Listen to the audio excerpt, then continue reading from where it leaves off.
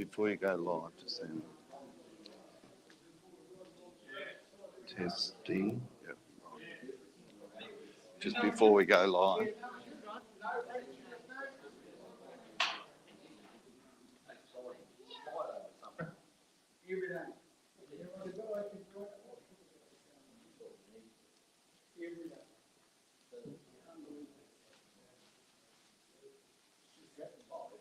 So, Senator Len Harris, we're currently live through the screen, so we'll kick it off at 12 o'clock.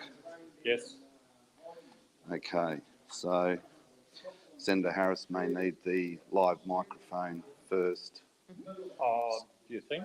Oh, no, because it'll come through that speaker, so I can stand there. I've got another mic. Yeah, actually might pay to mic him up. Welcome everyone to this inaugural live stream. I might poke myself round the front here, ready to go, and it'd be interesting. Before I introduce Rod.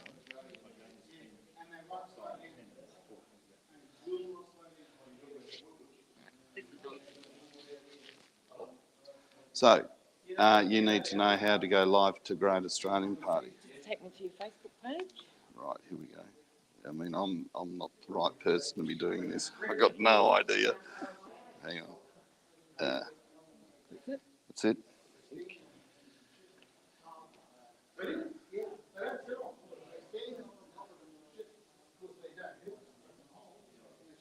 Okay, so we're gonna. We're live. Oh, well, there we are. Excuse me, Ian. We're ready to kick off. Ian, we're ready to blow the siren and bounce the footy, mate. So, at 12, so. It is 12 now. It's 12 now, okay. All right, well, welcome everyone. I might, you go first, yep. So.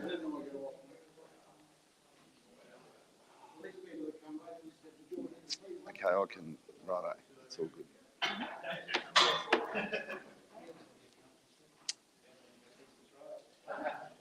So thank you, ladies and gentlemen. Lady and gentlemen, now that's an oddity, isn't it? So welcome to Eneabba. My name is Len Harris.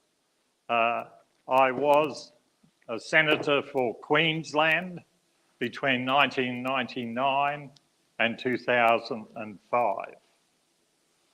I have known Rod for so many years, I can't remember how long that is. What I would like to do, just very briefly, and I mean briefly, I just want to talk about this document. It is actually our Australian Constitution, all 1,006 pages. The reason for doing this is this will underpin what Rod is going to show you today. So, the origin of the Constitution was commenced by 11 gentlemen from Glen Innes in Queensland. So if 11 guys from one little country town can create the Commonwealth, Rod and I, with your help, will return us back to this Constitution. The Constitution is really, really an amazing book, if it'll open in the right place. What we have in the Constitution is actually the empowering English Act that created the Commonwealth, the Constitution of the Commonwealth of Australia.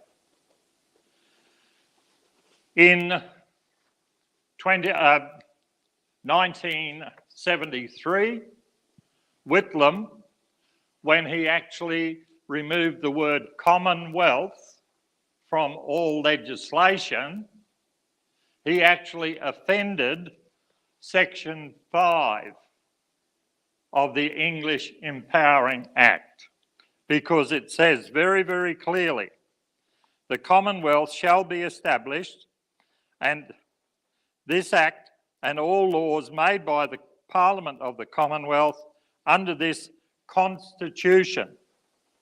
So all the laws have to be under the Commonwealth Constitution, shall be binding on the courts, judges, and people of every state. So the moment Whitlam removed the word Commonwealth from all legislation, he offended Section 5 of the English Act. When Hawke in 86 brought in the Australia Act, contrary to the actual English Act that was the power for the Australia Act, it also required that that act be put to referendum to the Australian people before it could be implemented. So Hawke just went ahead and implemented it.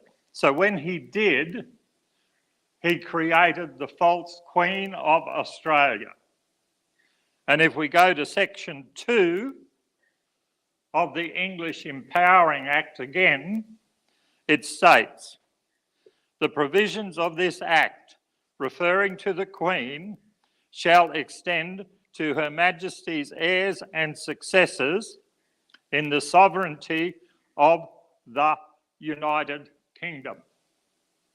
So how can we have a Queen of Australia and a government that swears both the House of Reps and the Senate? How can the members swear allegiance to a false Queen of Australia? How?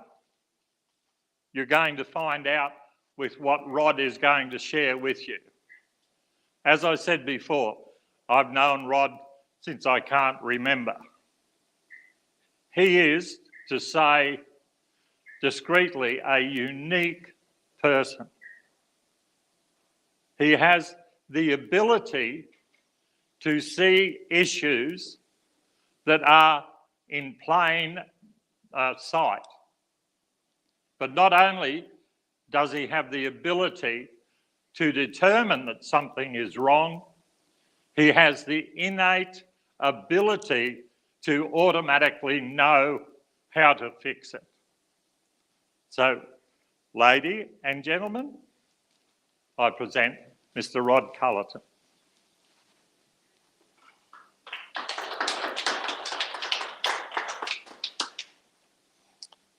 I'll make my way through here. Okay, thank you for coming along, and today is a very important day. It's an inaugural campaign, not so much political, but more as awareness, as not only former federal senators, and thank you for those kind words, Senator Harris, but more as country boys to point out what is, which I get quite emotional about, is happening to our country right before our eyes. And it destroys me because I have been a federal senator. I know what is required to be a federal senator. I know the importance of taking a contract to hold a senator's office, either by an oath or an affirmation. And I know the importance of being a representative for the total of Western Australia, which I did. And I stuck to my guns and certainly upheld my end of the bargain. And I also want to just make it very clear here today, although we know that the country communities are getting smaller and smaller and farming is getting bigger and bigger. I'm a been a farmer, I've been in the wool industry for a long time, I cut my teeth, even a wool classer by trade. So I know this industry very well, but also know the importance of what we are all bound to, and that is the very document that Senator Len Harris pointed you to. That is the Commonwealth of Australia Constitution Act. Whether you like it or not, we are all bound to it. It is a contract that we have taken, and it is the founding deed of this great nation. But what I experienced in Parliament, which I'm going to put in layman terms into videos and take you through it step by step, and not only in the people that are here present today, but also I also understand that we're certainly on our live stream, we're going out to over 100,000 people. So it is a big audience, and it's it is not an easy thing to do, to come out against the establishment, but the truth, I always say, the truth is like a dag in a bale of crutchings. The shit will always float to the top, and we need to start dealing with it as country boys and really know, as primary producers of this great nation, that never has there been a truer words, if we don't change this, from the CEO of Elders, but the Australian family farmer will become extinct in the next few years over this Agenda 21, Agenda 30 and now Agenda 50, to where you will have to come down to zero emissions, otherwise they'll pluck you and just relocate you. And that is not a conspiracy theory. We're going to go through it today. I hope you don't get too worn out, but the message has to be put out there, because we need to keep farmers farming in this country. Murray Watts attempted to shut down the live sheep trade. He cannot shut down the live shipping trade. It is Section 51(1). It is a right. It is a right to commerce and trade. And unless your sheep are labouring with an infectious disease, the Parliament cannot regulate an act to place a prohibition on a right, which is you to freely trade your sheep overseas. Now, the government can only regulate, they can't create. So they can't create an act to sever that right. But we'll certainly go into that. Now, that's not me making the claim, that is the law, and that is how it's spelled out. And as a federal senator, and I'll read it out, I'll make it very clear, take you through step by step, because it's important that we all get to know how our country is to operate. But you all go to the polls, you all go and you vote for the upper house and the lower house. A federal senator's primary role is to make sure that the laws of the Commonwealth are upheld. They are the highest court in the land, because the people have chosen them to sit in a House of 76, which is what they call a jury. You are placed higher than a High Court judge, because High Court judges are supposed to be appointed by the Attorney General, but in fact, parliaments are putting them in like horses in a race. This is where we've drifted off the true tracks of the Commonwealth. So the primary role of a federal senator is to make sure that the laws are upheld, and certainly it's the House of Review, and the laws of the states are fully compliant. Now, the law, while I was in Parliament for the Western Australia has not been under law since 1986, and any act that has passed, there has been a prohibition placed in our own Constitution of West Australia, which is at Clause 2.2 and Clause 2.3. And if those acts aren't passed in the executive power, being the sovereignty through the Constitution and the Queen of the United Kingdom or King of the United Kingdom, it is invalid. However, the governments just keep pushing things through, and they believe that because the Australian people haven't woken up yet, and that's dead right, we haven't, we've been a little bit apathetic, and that's not in a bad way, but because we don't come back and kick back and challenge it, then it becomes what they call a general acceptance and or a truism. And it is true in Australia, a lot of people have had it good, and some people want to govern, and some people want to be governed.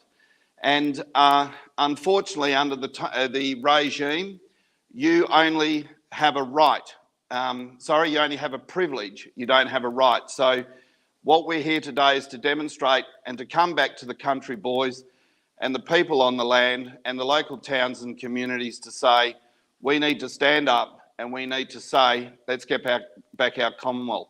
So in order to just take you through a sort of a layman type way of introduction.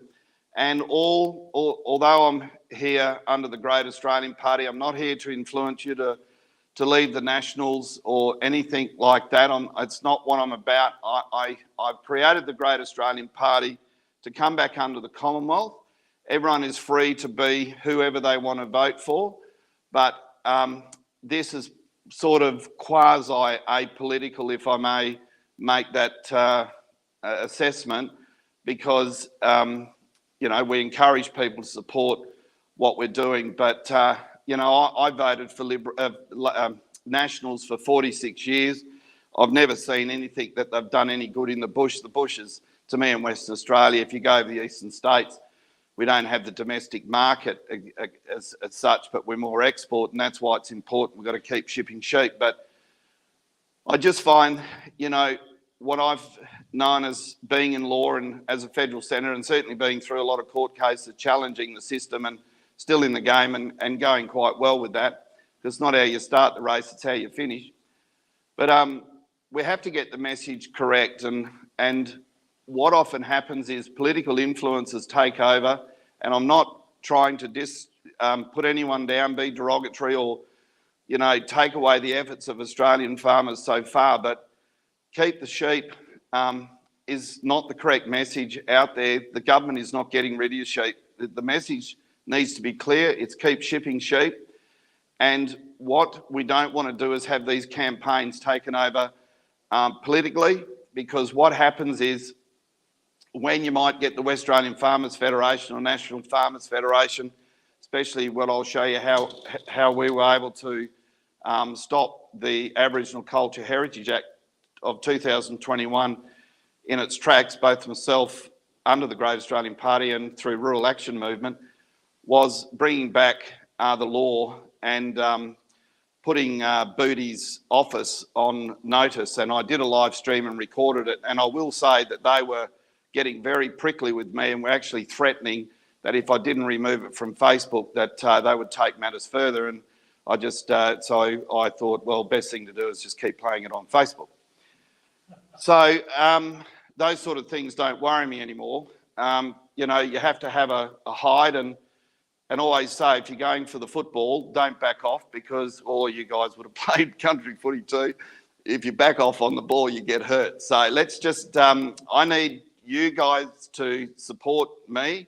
I need a political party and a great team around me for safety, and to get this job done, because it's a lot of work, and but we're starting at the grassroots, and from the grassroots it can only get better. And we're certainly getting a lot of momentum through the eastern states, getting a lot of crowds to seminars. So this is our first one out in the bush, remote community, and but like I say, it's a bit like a sitcom.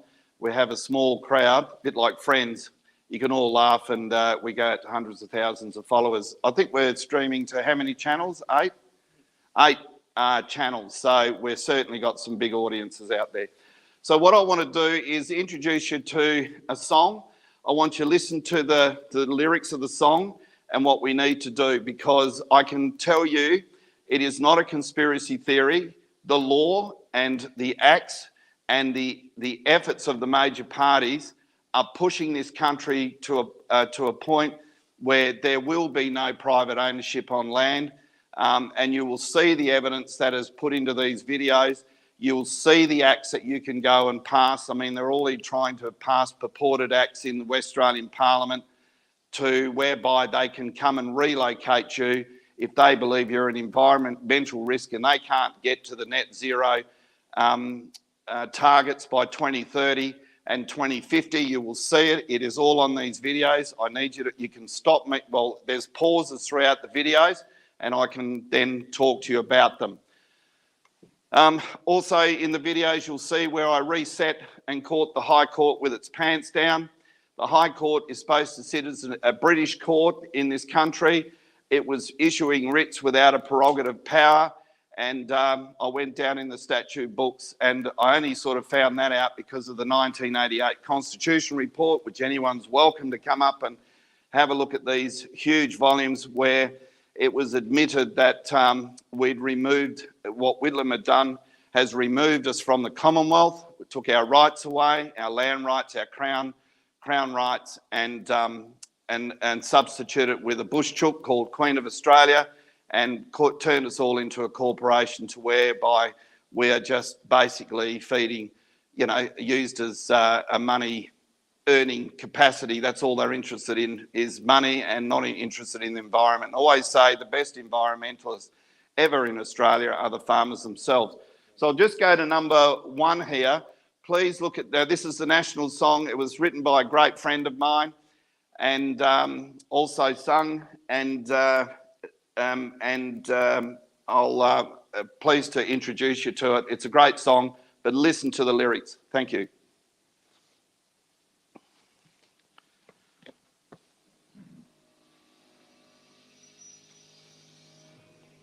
Is that loud enough? Just might need turning up a bit. Where is it?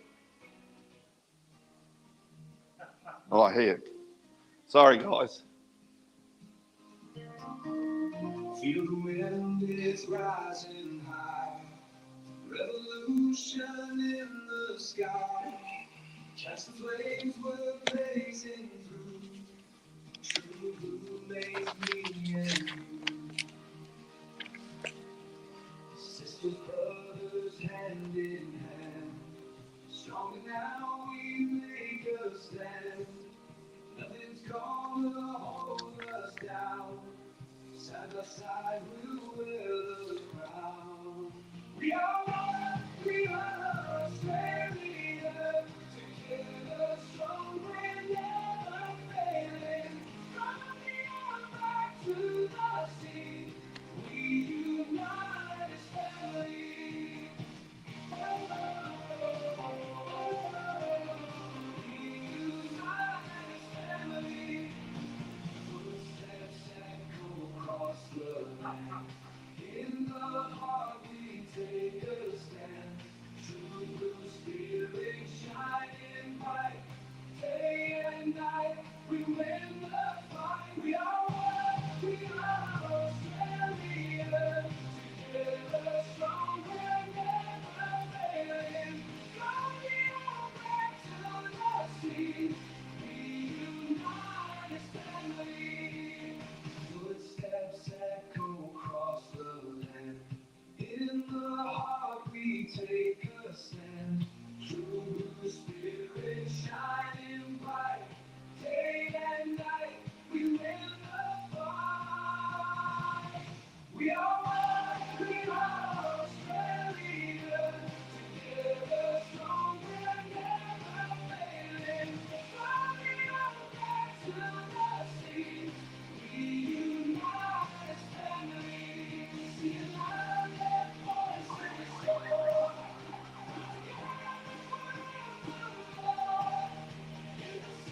In the sun or in the rain, we're united we'll remain. We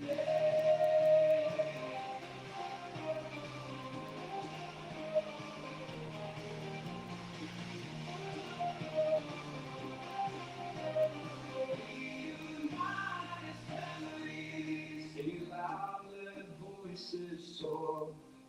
Bound together forevermore. In the sun or in the rain, we're united, we'll remain. We are one, we are Australia. Together strong and never failing. From the earth back to the sea, we unite.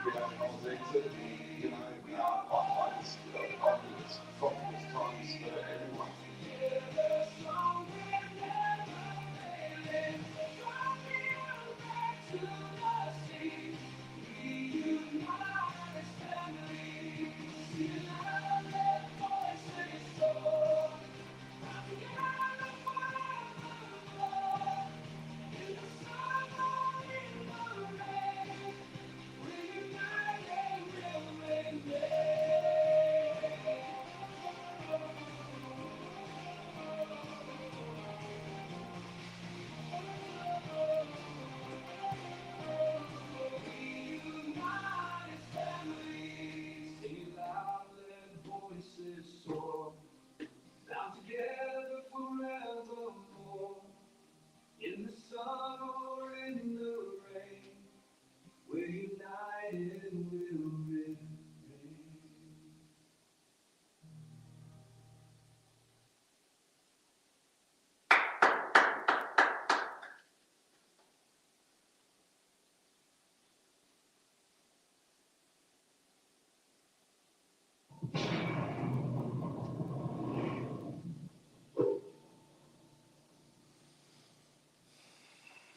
Okay. What is that showing us is that we have all got to come together. We've got to recognise our law and understand the very people that have taken the time, and certainly as a federal senator, to understand the history of our country and where we've come from. So in order to make it official with the live sheep trade over the alleged shutting it down, both myself, Senator Len Harris and former Senator Bob Day executed a quo warranto which was served on Murray Watts's office and also was served on the Clerk of the Senate. Within a matter of days, a very short time after, Murray Watts was removed as Agriculture Minister. Okay, now that is the reason why he was removed. It was a cabinet shuffle. So now what needs to happen is we've now got to, this is where they changed the pawns on the chessboard. So effectively, we've served the office of Agriculture Minister. But also I took the genuine step of doing a freedom of information on Murray Watts, asking for what power he was relying on in order to shut down the live sheep train through the Agriculture, I've got it here, Department. And anyone that wants to certainly come up and view the documents, it's evidence, okay? So we've taken all these genuine steps, and so there's the response from the Department of Agriculture, Fisheries and Forestry. So pretty much the notice that went in to the Department of Agriculture, Fisheries and Forestry, which we can do a freedom of information on, was requesting the power that Murray Watts was relying on under the Commonwealth, and pretty much the department came back and said they don't contain any documents at their department which would empower him to do so. So he is clearly operating beyond power, we know that, but it's always best to get it through a freedom of information. So currently there is a quo warranto still in circulation in the Parliament. Len Harris and Bob Day. Now once you're a senator, you're always a senator. Once you've been taken into the top end of town, that's why they say you're former. So whether you're in the Parliament or not, you're still a Commonwealth officer and you still have plenty of clout. So three of us. And responsibility. Absolutely. And that's why we're doing what we're doing here today, because at the end of the day, you paid us to be in there. We're supposed to represent you. But we also are meant to defend you, defend your rights as well, and that's why I'm here today. All right, so what I also want to do, so we'll cover how the live sheep trade cannot be severed, okay? And we need your support to basically reverse this bill because the bill is not lawful. It is void. There is the law puts it as a void bill because it's beyond power. It was made beyond power. He's not actually sitting in the proper Parliament. There's no executive power to pass, to sever your rights under Section 51(1) of the Constitution. Okay? So the jurisdiction, sorry, Len. Also, in the quo warranto, it actually quotes a decision by the Privy Council. Privy Council, correct. And Rod can read that, I think, off there is the best.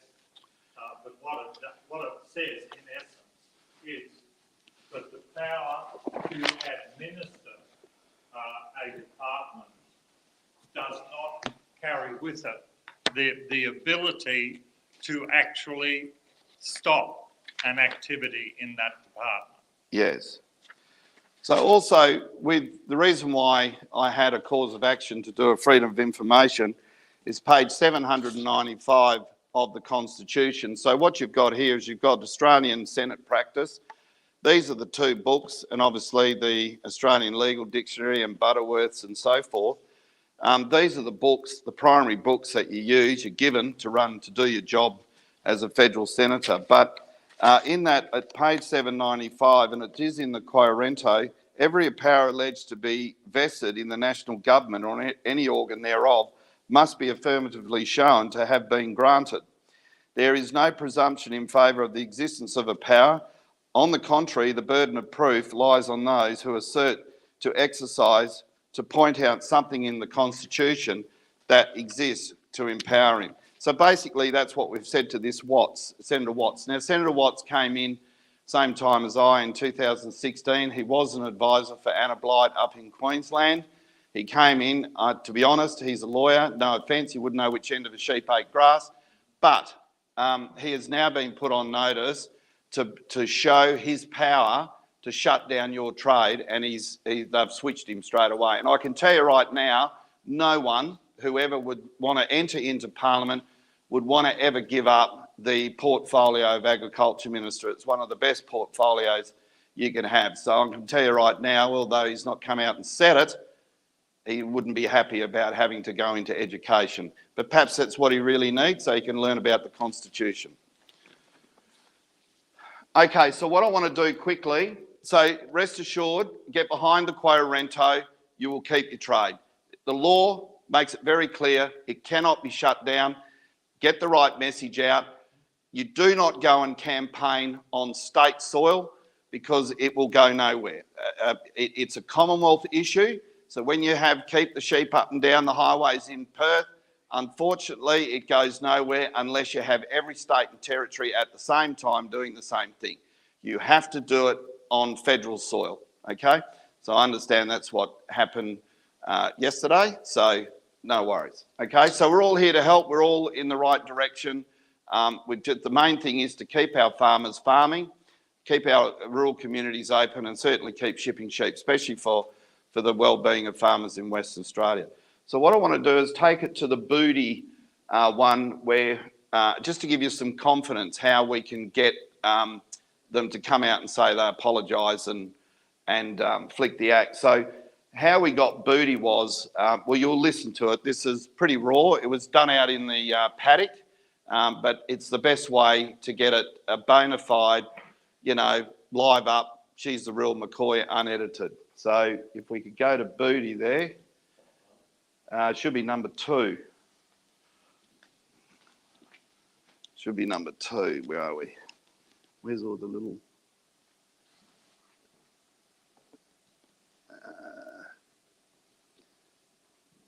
2. No. Is that it? Fine. No. Go to the stick. Where's number 1?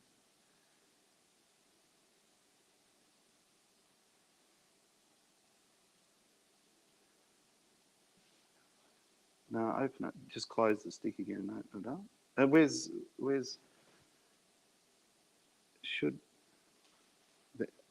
No, that's... Okay, well, maybe we go to that first and then we can have a break and then we can find it. What I'll do is, while we're finding that, I'll take you to this one now. Okay, this is real. This is a threat to farming land and private ownership in Australia, and certainly Western Australia. This is coming out of the state parliament at the moment, which purport to be laws, because there is a prohibition that has to be over, which again, I'll reiterate, section 2.2 and 2.3 of the West Australian Constitution, and they make it very clear that all bills and also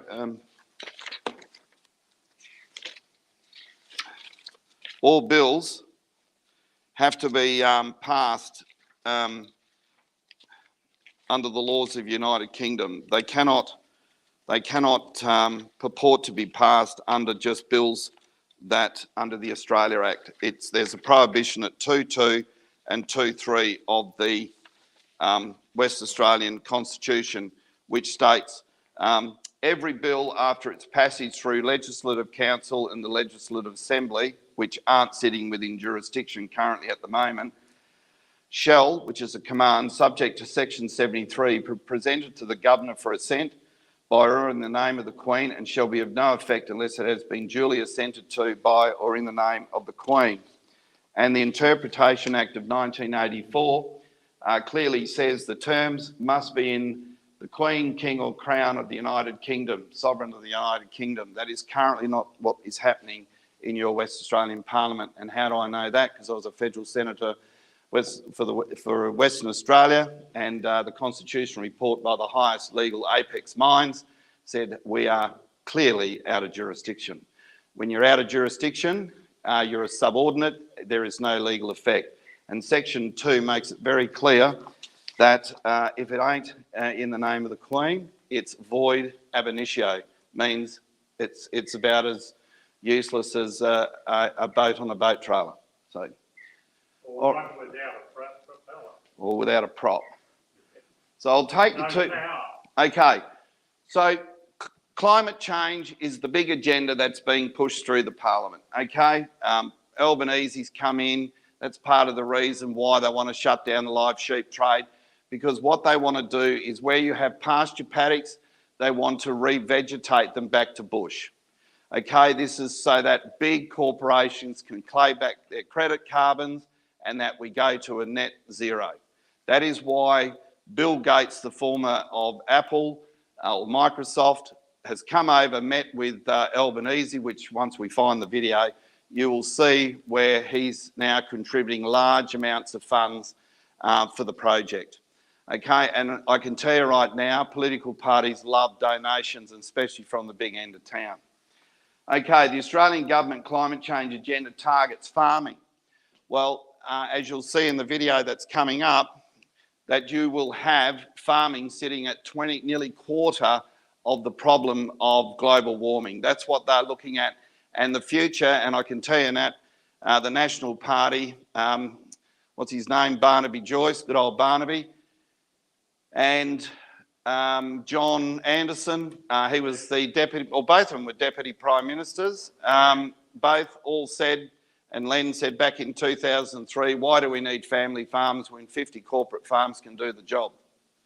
So their interest is clearly not in keeping our farmers on the land. I believe everything in Parliament today, they're all the wings of the same bird. So, okay. So, Ag's blueprint to net zero revealed in landmark report, tough calls loom for land use. Australian agriculture land emissions combined could fall below net zero before 2050. Robust intervention to change farming practice and tough calls on converting grazing land back to natural vegetation. So this is real. This has been on their table. This is agenda. I mean, also what's real is documents being put into Parliament, into your state Parliament, which is going to be in the next video, of where we've all got to go to a barbecue and eat insects. Okay, that's where this regime's going. Okay, it's just... Meanwhile, the report said reforestation would be central to increasing Australians' land-based carbon removal, with at least 5.9 million hectares needed through plantation forestry, farm forestry and permanent plantings. So in other words, you'll be looking at a forest. That's what they're pushing for. Well, you'll see that in the next video when we find it. Next. Well, the ocean's the fire breaks. The beach. Okay. We've been able to reclaim our Crown titles. Okay. Now, unbeknownst to all of us, they were cancelled. Okay. So there's the Crown of the United Kingdom under the Crown grant cancelled. So that then takes away property rights via land titles. Now, I physically went down to Landgate and I said to them, the Register of Titles came down. He's very hard to find, but he did come down. And I said, look, you have to open up the vaults because these titles are ours. You're only the custodians. You hold them on a registry. There's 3 copies of them. And if you don't release them because their staff were telling everyone that they'd been burnt by the banks, I said, the banks can't burn them. The banks can only put a lien over them or a pledge, and you've got to keep them here. And there's 3 copies, one for the banks, one for the proprietor, and one for archives. So they ended up opening up the vaults. They shut down Landgate and brought in 5 psychologists to counsel the staff because the staff effectively had been misleading the public. Okay, so we were able to get back our Crown documents because now I have something what they call substance. I can hold that piece of paper in my hand. What is happening to you now is you have nothing. You have a digital title that has been with a binary code, and you have nothing to hold anything in your hand to whereby these Crown grants were in fee simple, which meant the lifetime of the proprietor. So if there was generations to come. But now what's been appearing on digital ID titles, if you get a printout, is fee simple, meaning that title is only valid for the life of the proprietor. So if the old man passes away, the government then has a claim, they claim, to come and say that the rest of you can't, they can relocate you under this new scheme. That is what we believe is happening, okay? The other thing, Rod, also is that by changing over to that piece of binary code, first of all, it is actually on a private company's computer, and PEXA now has sold their 42% shareholding, the major shareholding in PEXA. Those titles are now domiciled in Canada. Okay, and also what happened, you can look this up on McGowan sold the registry of Landgate, which is the registry that holds all the records for our titles, for 1.4 billion, and that money went to pay off for sex crimes against the victims of the Catholic priests. All those funds was in the newspaper, 1.4 million. Billion, yeah, billion, sorry, billion, yeah. It's here, isn't it? Yeah, that's right there. Threat from changes to Landgate's sale nets WA government more than 1.4 billion to help pay for child sex abuse redress. Okay, on to the next one. Disaster adaptation is a global agenda channeled down through United Nations. And I can kid you not, Australia is well and truly involved with the United Nations. That is where Labor has taken us down that channel by the removal of the Commonwealth, put us into a quasi-jurisdiction, and has put us through and basically put us down to where we've lost our rights if we continue to sit on our rights. But as of today, we're obviously exercising our rights. Also, Fraser in 95, when he signed the Lima Agreement, again, a UN entity. So it's both Labor and Liberal. Yeah, absolutely. Because they've sat on their hands and done nothing. We should, you know, I'm a farmer, I've shipped sheep, okay? They're in very good condition. I understand, you know, my son's a stockier, and he says now they go down and they get even more school put on them, so they're even fatter when they go on the ship. So the well-being of the sheep are very good. They get cared, I believe, better than when they're in the paddock. But you know, this sort of you know, putting prohibitions on great, you know, our agriculturists are the best in the world.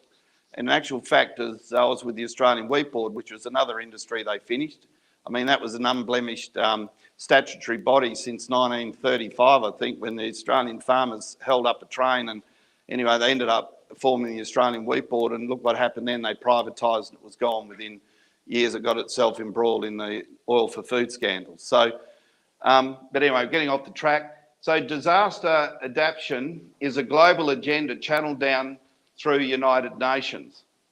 United Nations member states, including Australia, agreed on a framework for disaster risk reduction 2015 to 2030. So we are very well committed in the climate change, which is going to be really putting on the hobbles to farming. So that's where you've seen the shutting down of the cattle trade in 2011. the attempts now to shut down, you know, I mean, look at our dairy industry, how they've been treating our dairy industry with not giving them access to water and so forth. So they're putting the restraints or the retarder on the grower all the time to make it harder so he coughs up the land like a football. Australia is bound by this agreement. Well, we would argue that. We say the Commonwealth of Australia is not bound by this agreement.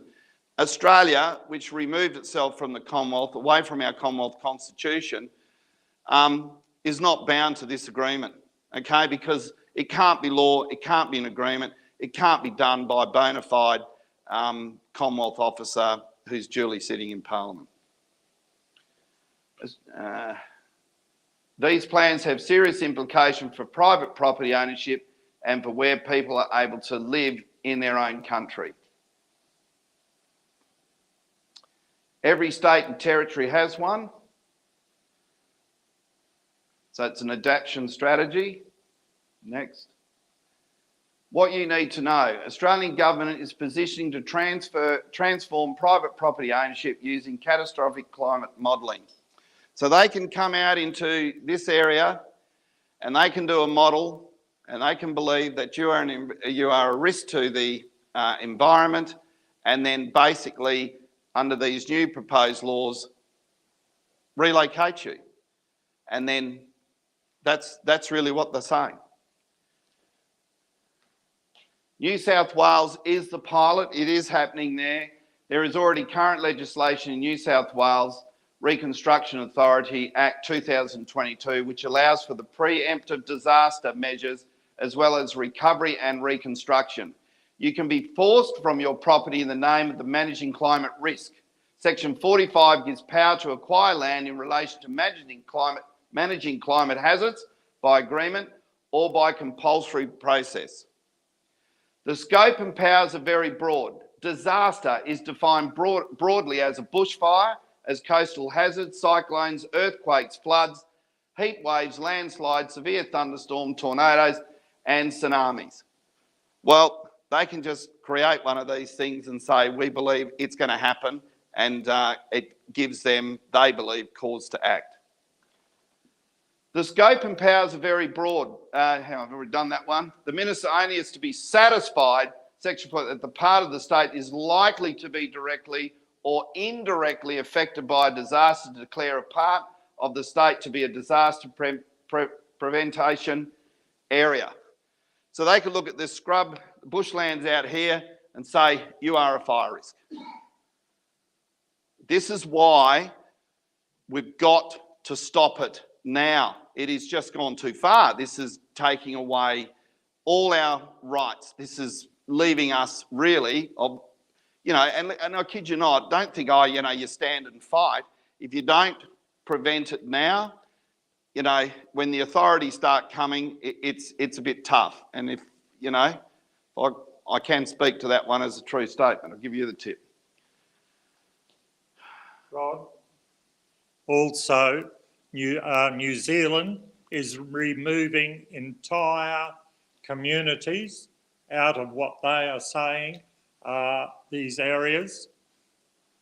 In Sydney, an entity has been set up that now takes precedent over 6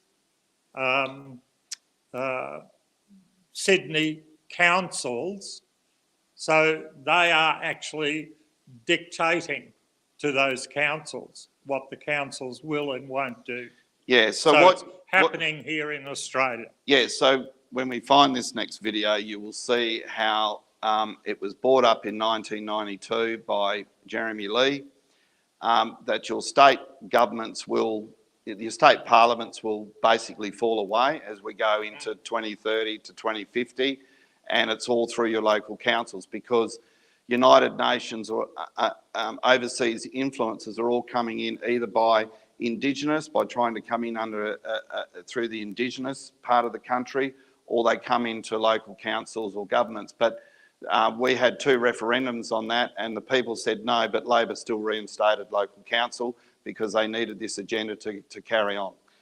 So I hope I'm not scaring anyone. I'm not here today to scare anyone. I'm here to tell you the facts.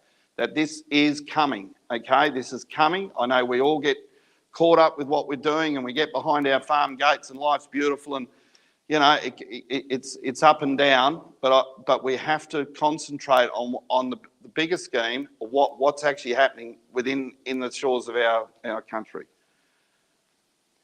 Once the authority has declared a town or region as a disaster prevention area, and they are satisfied that it is likely to be directly or indirectly affected by a potential disaster, they only have to be satisfied they can acquire your home without your permission. That's what they passed in Parliament.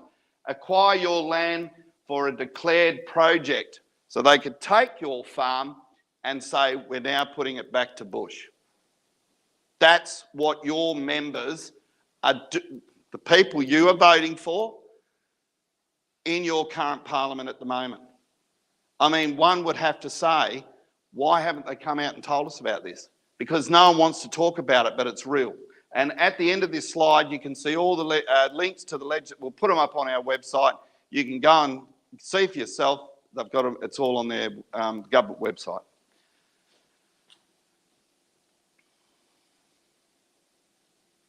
Next. WA public farmers and businesses are not immune. Okay? You're right in the crosshairs. Next. Okay, how is it enacted? Tools to reduce exposure, risk reduction toolkit, warning systems, strategic planning controls, mitigation infrastructure, managed relocation. So there you go. Evacuation infrastructure, so they can evacuate and bring all these ones in. Okay? Okay. How this may impact you. A climate model could be placed over your house farm property due to be deemed a risk of disaster, making it difficult to sell your house farm property, making insurance costs high, perhaps cost prohibitive. Well, we say that the farmers at the moment can have their own insurance companies, and pretty much with our wealth in our own agriculture, considering the whole country and the world requires agriculture to manoeuvre for energy every day, we say that we bring back a growers bank. Perhaps like Len said, we can do it back through the post office, a sovereign bank, Commonwealth Bank, to where the people and farmers are the beneficiaries of the bank, and move away from these corporate banks, because basically at the end of the day, you know, you're at the hands of these big banks, and they're like sleeping with a wild animal. They can just bite you at any time. So, okay, potentially a high cost to borrow to purchase a property due to climate risk, mandatory disclosure of natural hazards at point of purchase of property to assist financial institution in pricing future climate risk.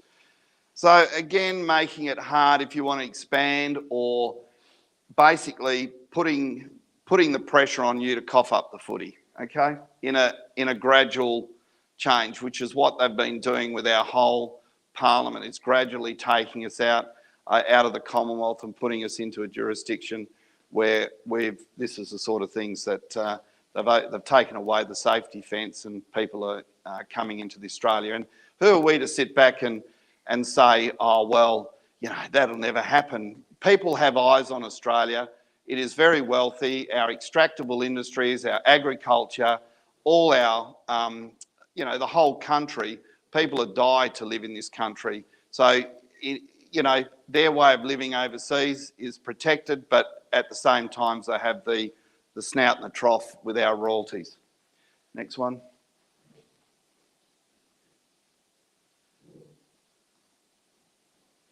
Okay, paying for nature, green spaces, water, etc. Nature Repair Act 2023.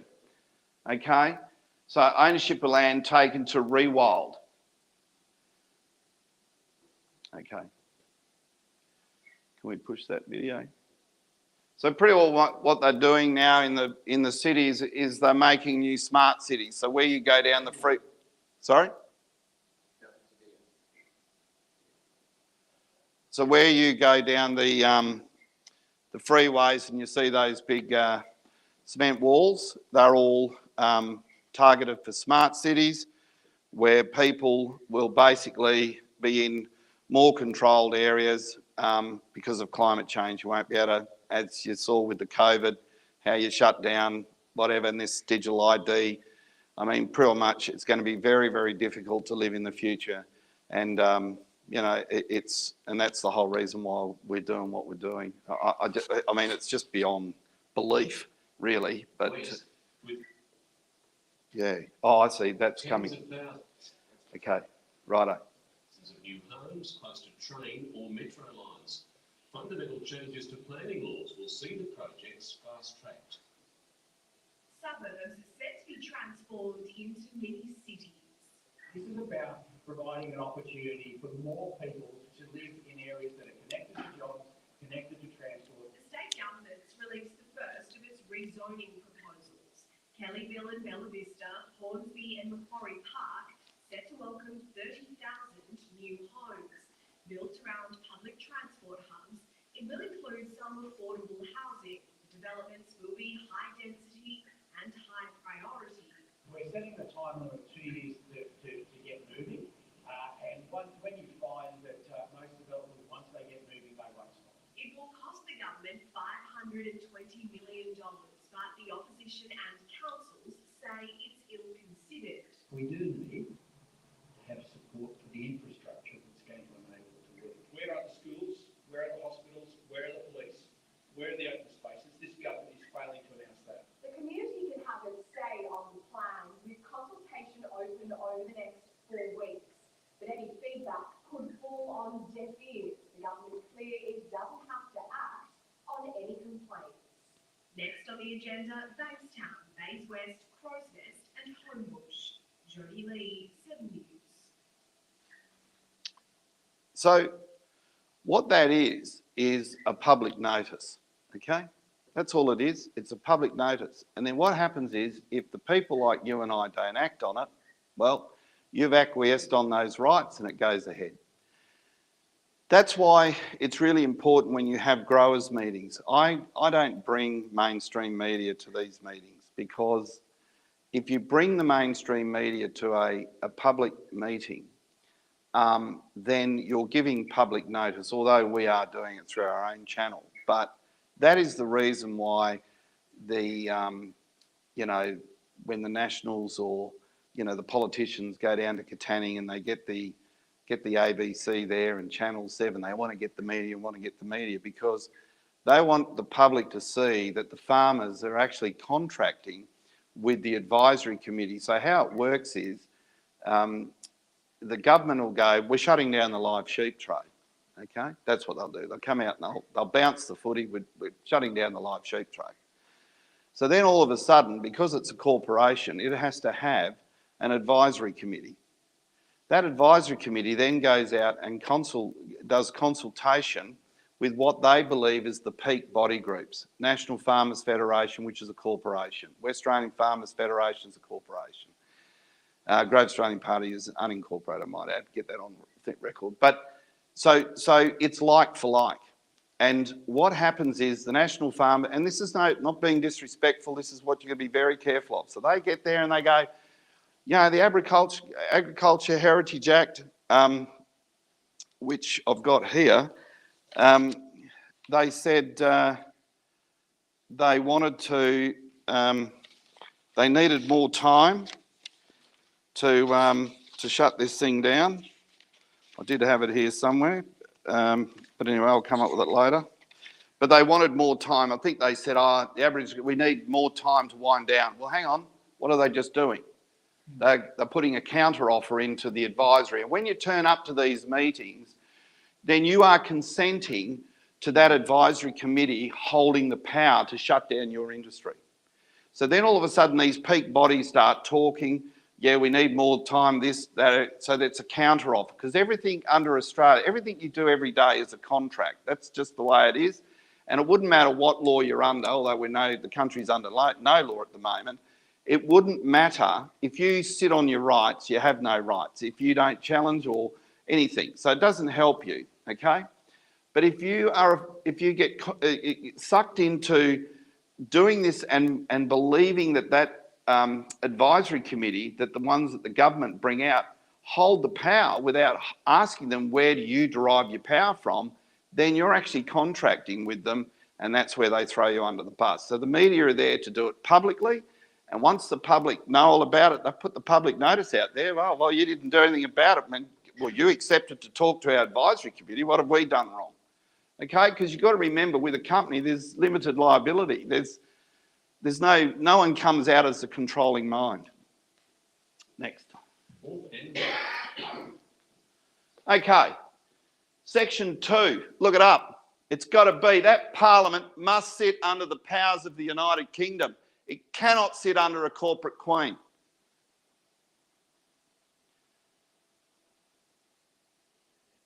That's it. West Australia Interpretation Act. Well, that's what I've written out. It's where it says it has to be in the name of the Queen or King of the United Kingdom. I mean, this all has to do with our letters patent. And does anyone know what a letters patent is?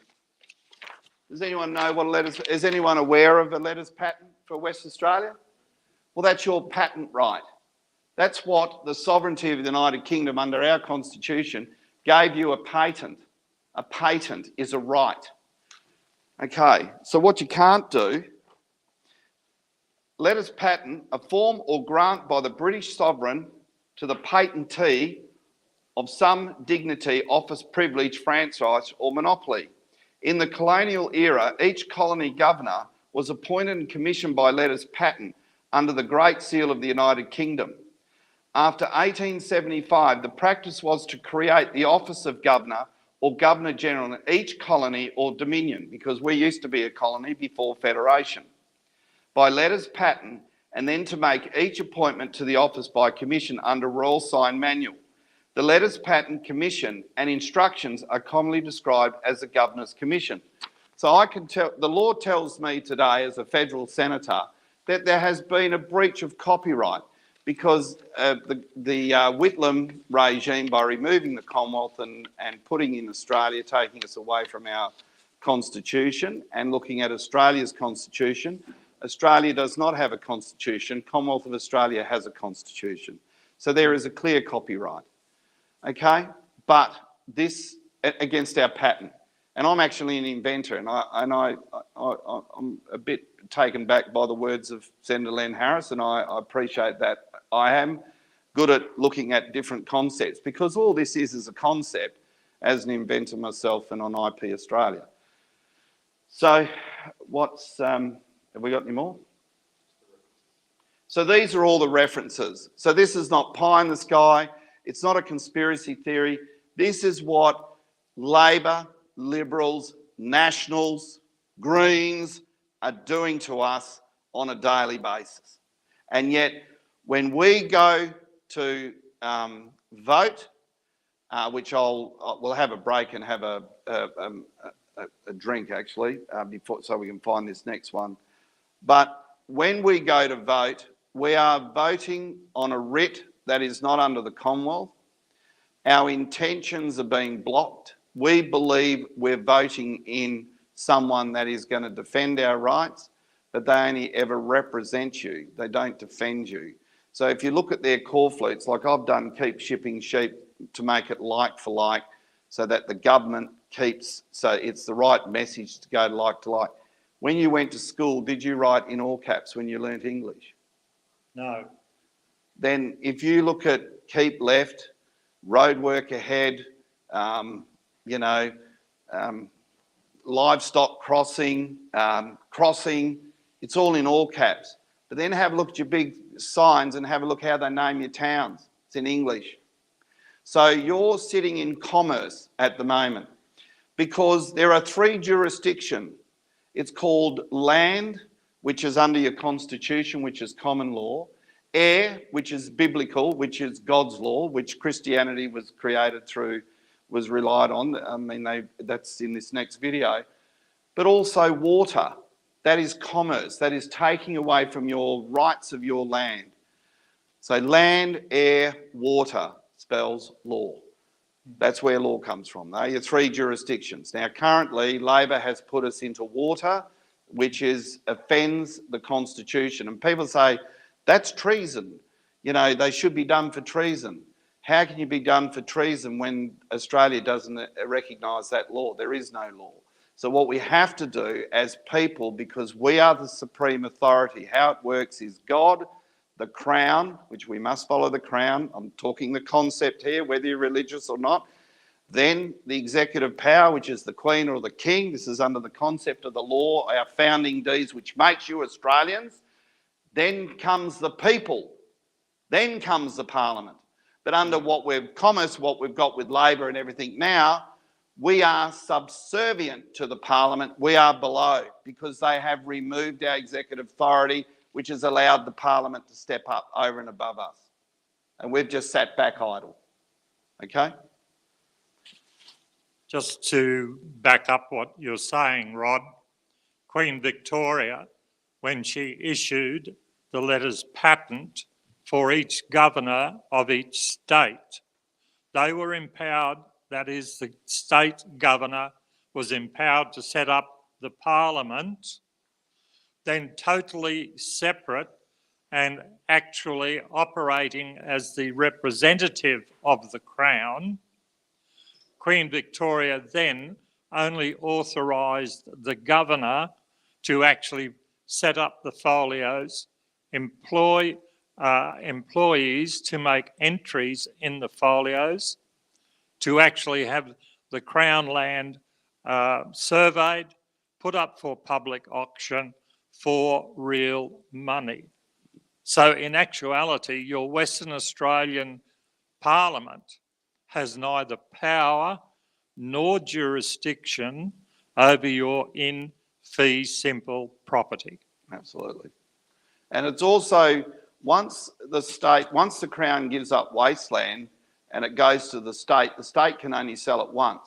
So they can't really come back and reclaim it again. That's why they're trying to use a different method to root you off your properties. Okay? Okay, well that sums that up. Any questions? But just have a short drink while we watch these next videos. But you'll be the next one that we play. It'll really open up your eyes on what we're saying. So if you want to just get yourself a cold beverage while we and then reconvene in about 10 minutes. Thank you for your attention.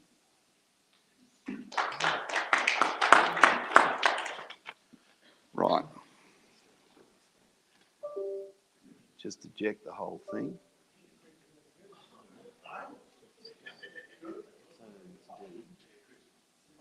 Right, there it is. Yeah, there it is. So that's booty there. So just take it to, yeah, good boy. Yeah.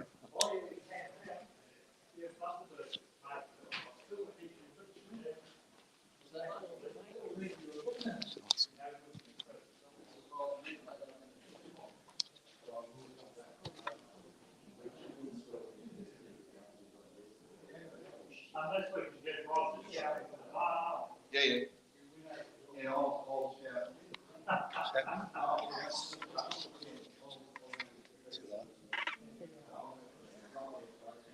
Alrighty, hello everybody. So Robin here from Courage is the Cure. We're just having a 10-15 minute break. We're going to keep the stream running, so don't go anywhere. So it'll be about 10 minutes. Go and get yourself a drink and come back and hear from Rod Culleton and of course Len Harris from Great Australian Party. All right, hang around.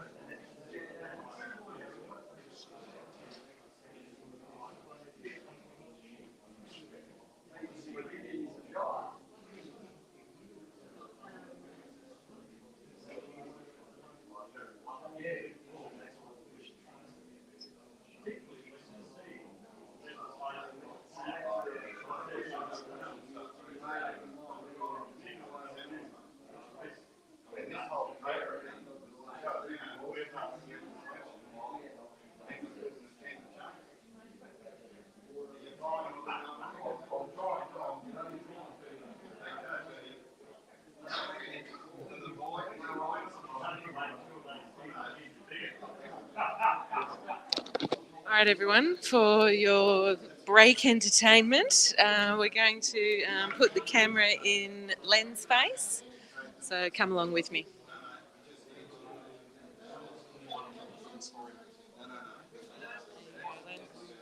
Yes. So, yeah, you just talked to me about having a session about. Yeah, doing an information session for people to help them to understand that nobody here in Western Australia has any legal documents that prove that they own their property.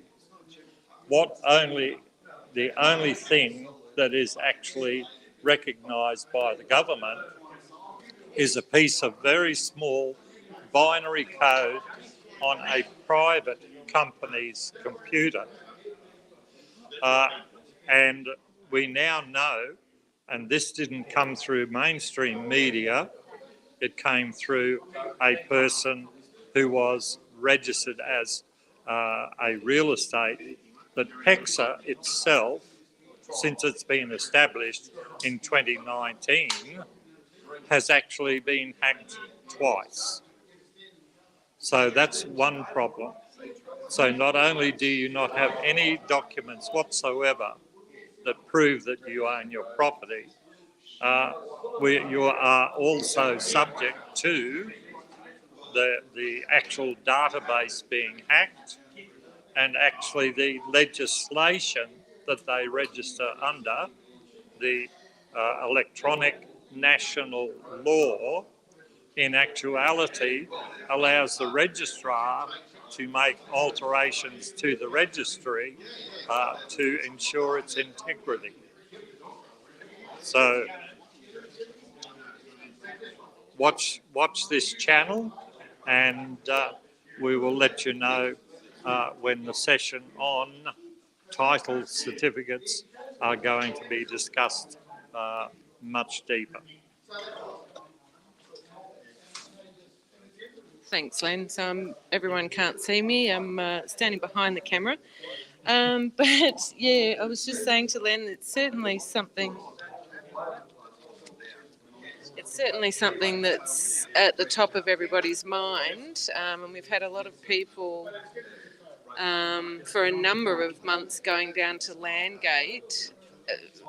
What's your feel about the general public and how they're feeling about what's going on with their properties? Well, first of all, obviously the people who've been to rallies that Rod or I have done they are aware of how critical their system is. It's the mum and dads who are working Monday to Friday to keep their head above the water. They take the children off to sports or dancing or whatever, and Sunday may be spent down on the beach. They don't have the time to actually get an understanding of what is being perpetrated on them and their property. It is up to us, as I say, old codgers who have the knowledge to be on the road and let people know. So what we actually have is all premiers right around the whole of Australia have all colluded and made decisions to adopt the digital lodgement of land transactions and the settlements. They've signed up to that without consulting their parliaments in any way, shape or form, knowing full well that at the end of this process, no one here in Western Australia will have any legal documents to prove they own their home. Len, we've just got a question here on the screen from Leanda. She's asking about New South Wales in particular. I'll read out her comment and question. So, will this apply to New South Wales as well, as this government is in lockstep with each other? Usually New South Wales does the same thing as Western Australia and vice versa. Yes, Yep. yes, you're absolutely correct. In actuality, Victoria was the first cab off the rank that actually cancelled all title deeds in Victoria. Now, this is all done by legislation. So it's not Rod or I saying this is what has happened.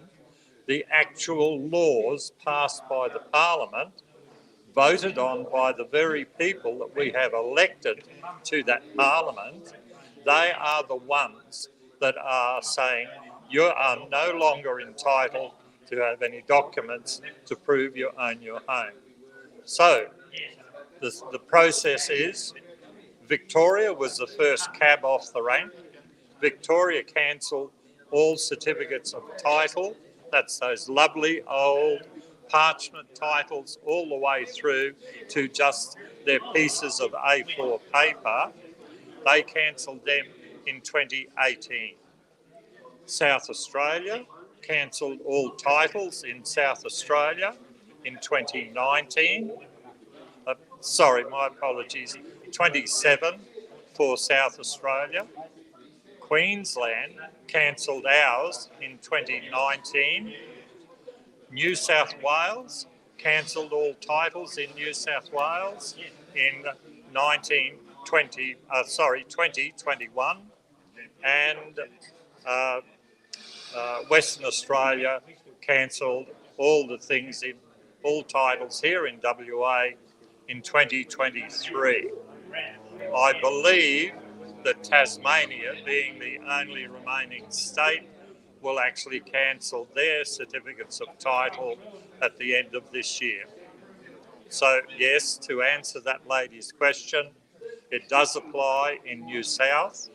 In actuality, it was Barry O'Farrell as a Liberal Premier in New South Wales who copied a Canadian government's law, their act, and passed it through both houses in New South Wales, then took that act to COAG in 2012, and that was where the premiers colluded to cancel all titles.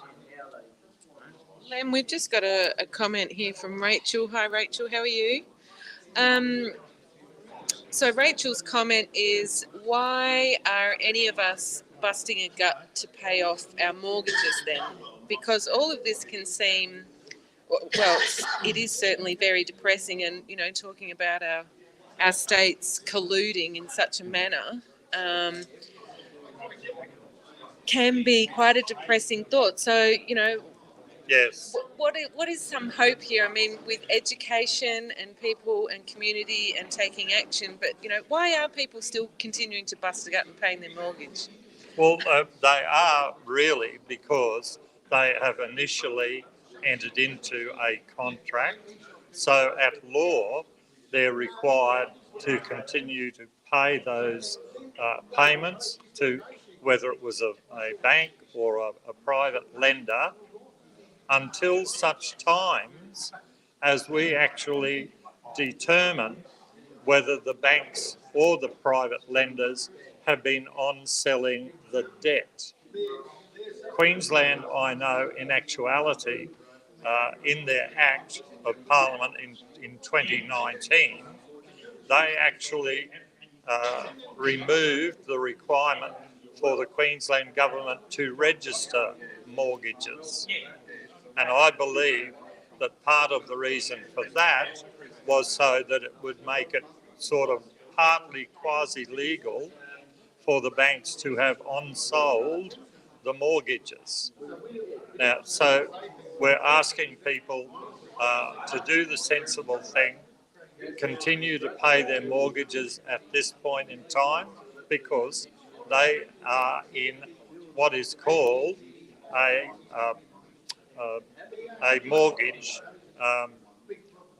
There is another word with it, an equitable mortgage, meaning both parties have benefited from that until we prove that the banks have actually been proved legally through a court that is actually constructed under the Constitution, deems otherwise. Now, what I can tell you is that President Trump, while he was President of the United States, issued a presidential order that cancelled 400,000 mortgages because those mortgages were deemed unconscionable, meaning those mortgages were given to people who had no opportunity whatsoever to ever meet the payments.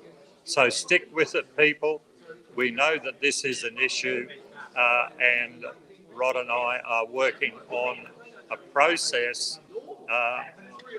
What we're asking for is 100,000 Australians to sign our petition to have the Governor-General and all the governors of every state to have their positions declared void or vacant, because they are the people who have actually given assent to every parliament that has cancelled your titles.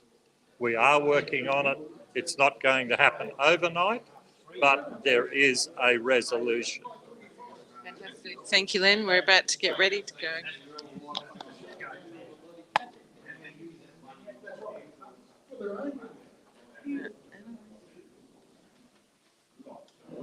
Okay, everyone, we're back again. I'll take you to this next short video. What it will show you is a direct phone call into one of Booty's top advisors within his office, and it'll show you how the people that claim to be making legislation, on behalf of yourselves, are not doing their homework clearly and are not aware of our true laws. And if you can, as all farmers, if you could just imagine the Constitution is your big four-wheel drive tractor that sits in the shed, not your 35 horsepower motor that runs your mixel, your little tractor that runs your mixel. So this is the founding deed of the country. This is what runs the country.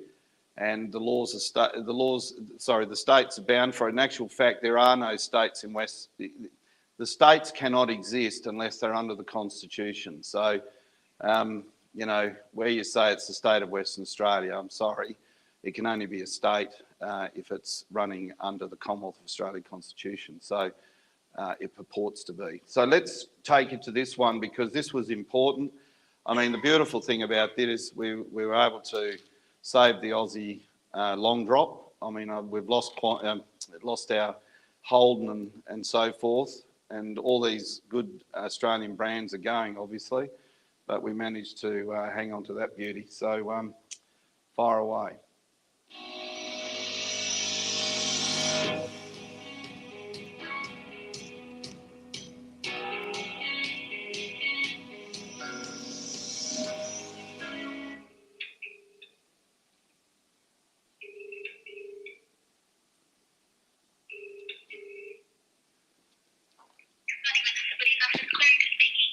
Oh, who's speaking?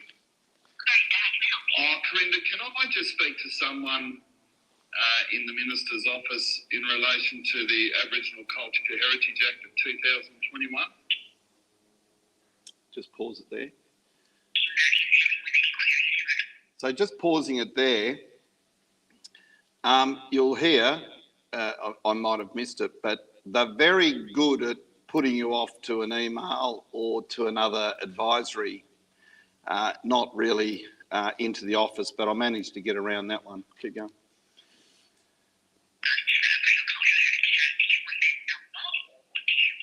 I need to speak to someone in the Minister's. Oh, who is it? Sorry? Shay. Oh, look, thanks. You're one of the policy advisors for Minister Beauty? Look, our concerns are simply this. It appears you're trying to enact the Aboriginal Culture Heritage Act of 2021 on 1st of July 2023, which is just around the corner.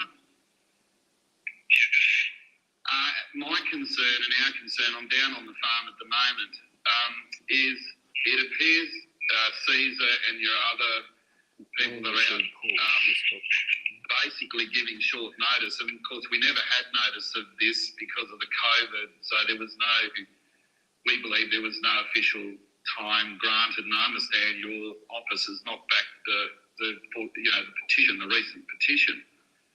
But my question is simply this. We can't go and get legal advice on something that's made under the legislature. So what I'm doing is giving official notice, public notice, and ringing up and asking whether this Act has been full compliant to the laws of Western Australia. Okay, pause it there. Okay, so what that's saying there is we cannot go and get legal advice because it's a separation of power. The jurisdiction of the High Court of Parliament in both federal parliament and state is a separation of powers. It's a different jurisdiction. So it's not about getting legal advice. We want to know the lawful advice because we're asking how does we want to know that all the legislation is passing the democratic process.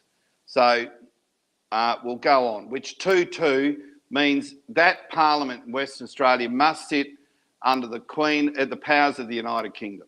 Okay, that's the sovereignty of the power. That's what creates it. So there you go.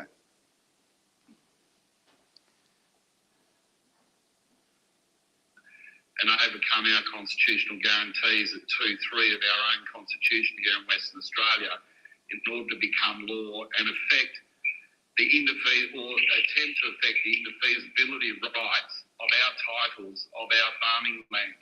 So you should be in a position to tell me now whether that Act has fully complied with the law of Western Australia. The Act passed Parliament in 2021 after 4 years of consultation. We're now in 2023 and 5 years, almost more than 5 years of consultation and engagement around the development of the Act. But that's not, sorry sir, that's not the question I'm asking you. I'm asking you whether it has ticked all the boxes under law, under Western Australia of our own constitution. Are you aware of 2.3 of the WA Constitution Act? That's what I need to know, whether that bill under legislature, because I feel just there's something telling me that it may not. So can you guarantee me that it's overcome the prohibitions of our constitutional guarantees under our own West Australian Constitution, etc. What I can tell you is what I just told you, is that the Act passed Parliament through all the legislative processes in 2021, which addresses all of the issues related to any kind of legislation being passed. And then more recent process has been the codifying of regulations. So that process has been ongoing for over 18 months. And your assertion that there's no awareness of this particular piece of legislation is factually incorrect, because this process has been going on for over 5 years. Okay, pause it. Okay. Okay, so what they're saying is they've been doing this process over 4 or 5 years. He goes on to say, we've been in consultation with your peak bodies. The peak bodies that they're referring to are National Farmers Federation, West Australian Farmers Federation, the Nationals, the Liberals. But at the end of the day, they don't represent your, unless you're a member of the National Farmers Federation or whatever. So this is where this government goes. It goes to these corporations and claim that they're the peak body so they can negotiate and get them to sort of make a song and a dance and then basically go quiet, and then you're under the bus. Okay? Now, what this advisor wasn't aware of was the Crown title, the Transfer of Land Act of 1893. 1893? Anyway, 1889. It's a Crown Act. So, indefeasibility. Does anyone know what indefeasibility is? Indefeasibility, which you're going to really need to, that's why they're removing your certificate of title to get around that on a digital title, and your in fee simple and fee simple, is indefeasibility prevents any other third party taking a claim against your land. Okay, that's under the Torrens system. It's absolutely paramount. No one else can come onto your land unless they have registered their interest on your title. So if you had a mortgage with a bank, the bank would then obviously register the mortgage on the title and expressing that they have a right. But then there are processes there. So this is where the Aboriginal Culture Heritage Act would never fly, because the government was in no position to register on the title or certainly invoke it or enforce it in any way, because it had to be they had to make it some claim of right against your title. So this is where now they're coming in and altering your titles to get around all this. So this is where we've spun it out on the steps of Parliament, because it was proven that it never passed the democratic process, which I read out to you before, which was 2.2 and 2.3. It has to be under the executive power of the United Kingdom, where it managed to kill all the acts. In actual fact, there's been no valid act passed in Western Australia since 1986. And I'm not making that claim, that's the law makes the claim, and that's the role of the federal senator. Play on. Okay, we're talking about peak bodies here, a used contract. So by getting the Farmers Federation, getting the National Farmers Federation political party, go on to ASIC, they've all got ABN numbers, ACN numbers, they make it like for like, okay? Play on. Who are those peak bodies? Are you talking about West Australian Farmers Federation and Pasture and Graziers Association? Yeah, but where has the official meetings been held with the bona fide proprietors of the land? Okay, can I honestly ask each and every one of you, were you made aware of this Aboriginal Culture Heritage Act of 2021 way back in that time? Did West Australian Farmers Federation, National Farmers Federation, National Party, Liberals, did they ever come out to you and tell you what was happening? No. So they haven't been in consultation with the grower. They believe they have. And this is where they're doing the shortcuts and getting around it all. The issue that I have which you still haven't answered the question. I know you're saying it's the Parliament, but the Parliament has to be sitting within jurisdiction under Section 2. 2.2. Hang on, just let me finish. 2.2 of our own constitution. So when you say it's a Parliament, the Parliament has obligations to sit pursuant to that law, and that's all I'm asking you. Can you confirm, deny, and/or state otherwise that this Act has fully complied with the democratic process under the laws of Western Australia? Yes or no? No, that's not. But you're not answering the question. As a policy advisor, did you not take steps to see whether this Act had fulfilled the democratic process, which is our right under law, because this affects the transfer of land? Anyway, so if you want an answer to your question, write in and you'll get a formal response. Okay, so you're the person that you're a policy advisor, so you're obviously a high rank in the Minister's office. What I'm saying is that the process was undertaken in 2021. When you introduce legislation, you have to go through processes, and that's what was followed. And I know you're trying to ask a very specific question. Are you a lawyer? Well, yes, I am actually, yeah. And I'm a landowner, and I'm out in the paddock, and I'm really concerned because you guys knocked back the petition as a last attempt. It is around the corner. Because, see, what I don't understand, if it was to be said to be law, because the Transfer of Land Act... Okay, but just hear me out. So you're aware of the Transfer of Land Act in Western Australia, aren't you? You're not aware of it? Well, look, okay. There is one of the highest policy advisors in your state parliament and is not aware of the Transfer of Land Act of 1893. And there they are making decisions advising Booty. I mean, fair go. So we'll go on. Okay, well, you should be, because see, Section 63 of the Transfer of Land Act grants me a title, okay, and protection of indefeasibility. Are you aware of what indefeasibility is? Not in the context. Okay, so here we go. So this should have been debated. Indefeasibility protects the bona fide proprietor, the rights against any other third party claiming a right. There's an act right now which is called the 1972 National Heritage Act.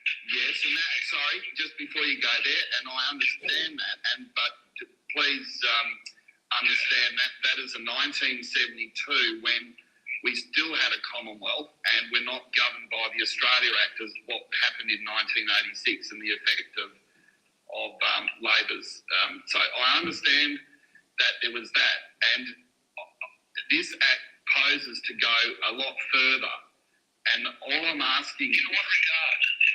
In what regard is it's trying to undermine. Well, first of all, does this Act, the Aboriginal Cultural Heritage Act of 2021, will it be registered? Is it an instrument that can be registered on a title under the Transfer of Land Act? Are you going to register the Act so it goes on the title? It's not something that has been given consideration at this point, but I'm not in a place to answer yes or no. But what you've got to remember with this legislation is it's relevant to the cultural heritage place. It's not the title of the land. It's the place in which cultural heritage is present.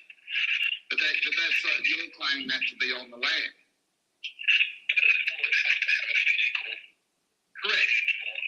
So if you look at Section 58 of the Transfer of Land Act, it says the land should not be liable. I think it's Section 58. Don't hold me to account, but I'm pretty sure.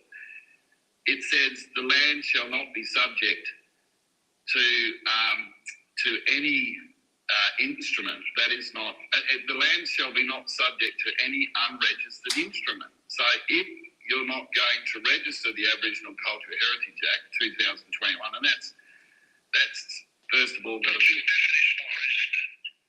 Well, it has to, as long as it's the lawful instrument, which we're going to send you an email. But once we confirm it's the law, well, it has to. Well, you need to go and look. At the end of the day, you guys are public servants, and we put you in there, okay? And for to supposedly represent our rights under a democratic right. Okay, that's the okay. You understand that. So, but you're giving me great concerns that you haven't read our own WA Constitution, Section 2. Go to Section 2 and 2.3, okay? And that's what I'll be sending you to in an email. Because even though there's a claim, because we have to come to you, because we can't go to the Supreme Court, or we can't go to any court because that's the judicature. We have to come to you and ask you to confirm, deny, and or state otherwise that the Act that you are proposing to bring on the 1st of July 2023 has fully complied with the laws of Western Australia, and that is in our Constitution. You're asking very technical questions. Well, it has to be technical. It has to be technical.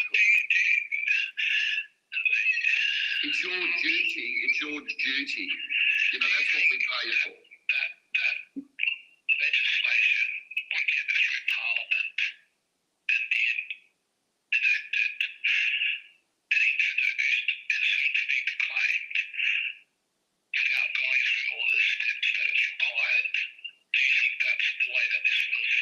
Well, it appears from your answer to my questions that you're not aware of this part of the law. And if that's a circuit breaker, I'm sorry. In actual fact, it's a command. It says must and shall. But you should know it. Your whole office should know it. You sit in the WA Parliament. You should know your own Constitution of Western Australia. I mean, it's only just in the first couple of pages, Section 2.3. It's not a long read. Yeah. And you, because I'm letting you know this is actually a public notice. The West Australian government has backed down and abandoned its controversial Aboriginal Cultural Heritage Act. While the move has been welcomed by many in the West, native title bodies have criticised the decision to go back to the Act of 1972. Just 5 weeks after they came into effect, Western Australia Premier Roger Cook announces he's scrapping the Aboriginal Cultural Heritage Act. Put simply, the laws went too far, were too prescriptive, too complicated, and placed unnecessary burdens on everyday Western Australian property owners. And that he's sorry. As Premier, I understand that the legislation has unintentionally caused stress, confusion, and division in the community. And for that, I'm sorry. Okay, so there you go. You hold them to account. That's not the first time I've done that. But that advisor clearly had no idea of the WA Constitution, clearly had no idea of the Transfer of Land Act, and yet he was one of the advisors to bring in this so-called Aboriginal Culture Heritage Act of 2021. So I needed you to listen to that because that is evidence. Obviously when they went and had a look at the legislation, because once you're on notice and you step forward while on notice, that's when you committed an offence of a crime. So it's amazing how when you put it into middle stump, they back down real quick. So we'll just go on to the next video now. So that's why we've got to not allow this digital ID come through on any, even our own personal details. We don't want to be part of the stratosphere really, and we've got to make sure that we have substance in our hands. So do not go away from your certificate of title. It's the Torrens system, and don't ever think what they tell you is correct, because as you can see here, it is not. So we'll just go to, where's my glasses over there? Number 3.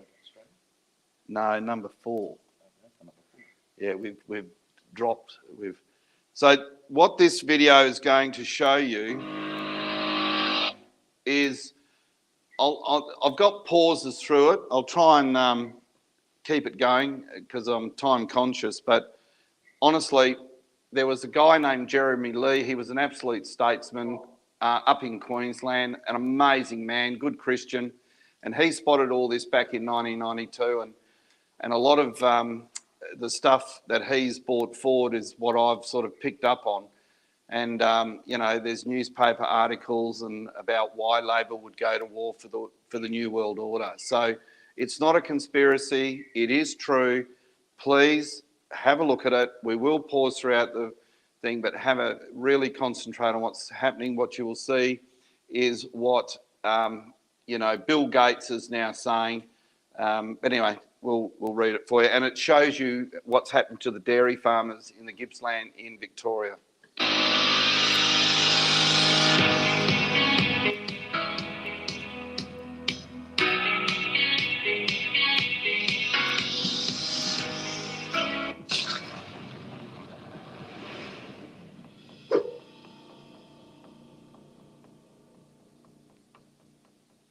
So I've come down to Colin John's farm in Moondara in Victoria today, land where Australian farmers were actually forced purchased to get off their land and out of their farms after farming them for absolutely generations. But then what the Victorian government decided to do was import corporations that grow pine forests. Okay. New York. So there you have it. It's happening now in Victoria. It will be happening here in Western Australia. Make no mistake about it. Okay?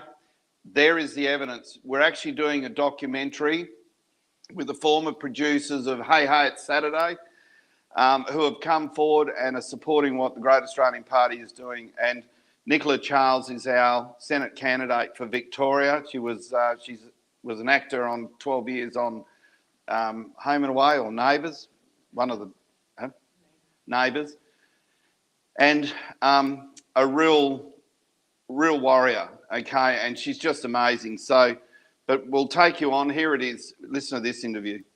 City is going to be built every month for the next 40 years. What does that mean? Is that good or bad? Well, I use that as an opportunity to explain that when people think of climate change, they think mostly about electricity, and that's only a quarter. Okay.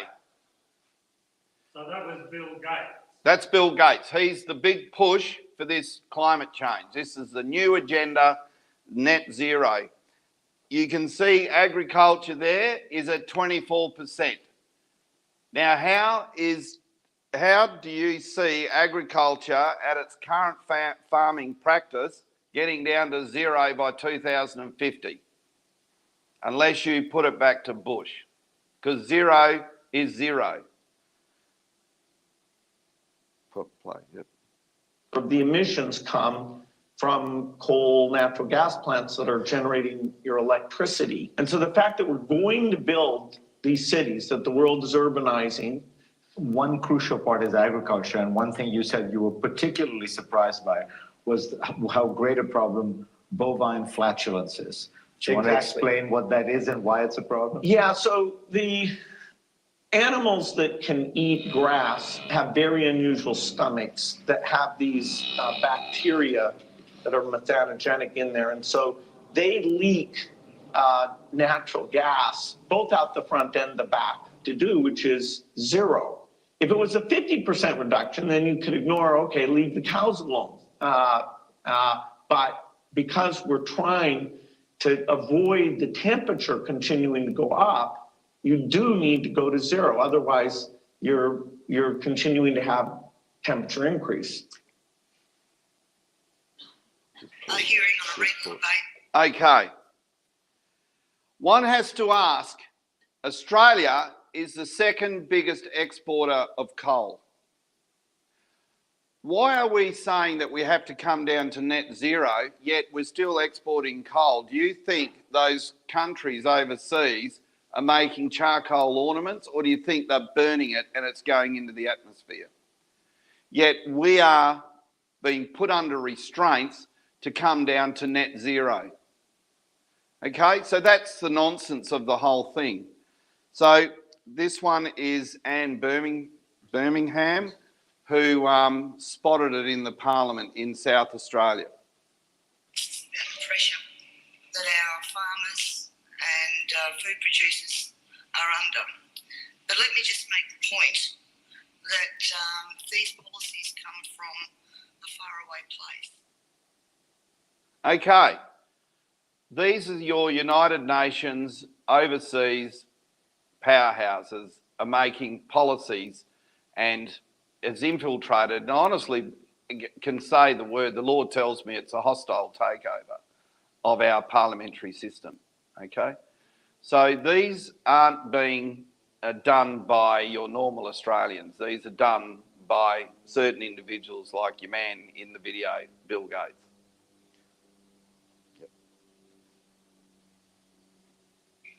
Eat insects, algae and bacteria and give up red meat.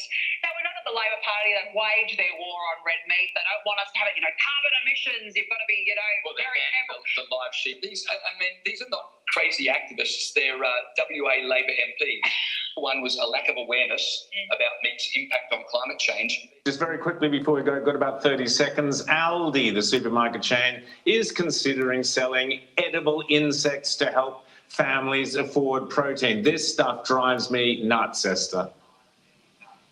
It's absolutely disgusting. I'm sure Bill Gates is over the moon because that's been the plan all along, to get us to stop eating normal food and to eat bugs while the elite at the top eat their Wagyu beef and lobster and watch all the peasants at the bottom eat insects and rats because it will save the planet, apparently. Beef Week is on right now in Rockhampton. We celebrate this incredible industry, and we know that Beef Week is an awesome occasion. I was there the last time around, and it's in full roar right now. Well, I wonder how this is going to go down in Beef Week, because the CSIRO, the very people who, of course, came up with Wi-Fi and helped change the world, they put this out today via their Facebook page. 4 reasons that insects might be a staple in Aussie diets, from zesty tree ants to peanut moths. Yes, the CSIRO is telling us more bugs, less burgers.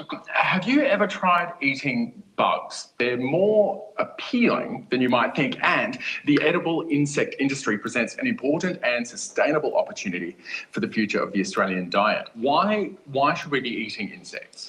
So by 2050, we're going to have to feed 9.7 billion people using the same limited resources we have today. And insects are a really sustainable way of producing high quality protein for us to eat to meet that challenge. Actually, yes, well, there are some in Canberra, guys, who are taking a great interest in eating bugs.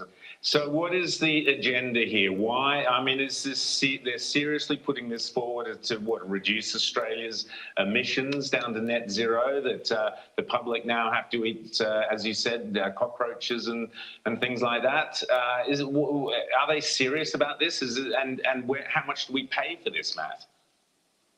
For this study? Well, look, Rowan, they are serious.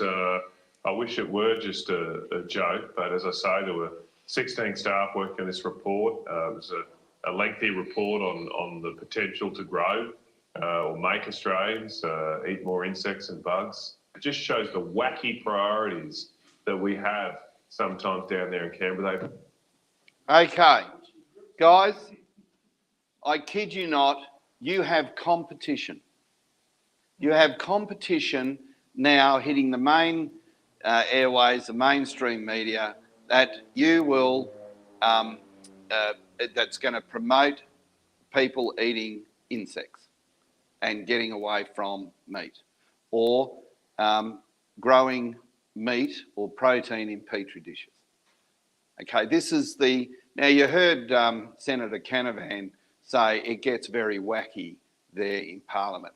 I kid you not, anyone can run for Parliament. You don't have to be the brightest tool or brightest light in the room. Anyone, there's no standard. But I can tell you right now, a lot of people go in there for the best intentions, and then all of a sudden they're told what to do. Otherwise, if you don't do what you're doing, you won't keep the position or so forth. And we saw that with Senator Rennick. So, we are getting support of other federal senators too. Okay, this has got to stop now. This has got to stop now because, who would ever think we'd be going to a barbecue to eat put a cricket. I don't know how you'd fit a green apple in the mouth of a cricket and a poke up its backside and get it rotating in a good barbecue over the hot coals in a rotisserie. I don't know how that works, but I'm sure there will be a cookbook that comes out with it. But let's go now. I want to show you this because this was sort of Bob Catter type thing. I think he gave it to me. Now, Bill Shorten was the Labor leader for Labor. You all would have known Bill Shorten. He's just taken up a new role of a multi-million-dollar pay grade, I might say. But he was the Labor leader from 2013 to 2019. Now, he, if he was successful, which they weren't, he could have become Prime Minister of the country. Now, he would have had to have driven that machine. I'm going to show you how he tries to drive a farm ute, let alone the country. Just making sure this is working.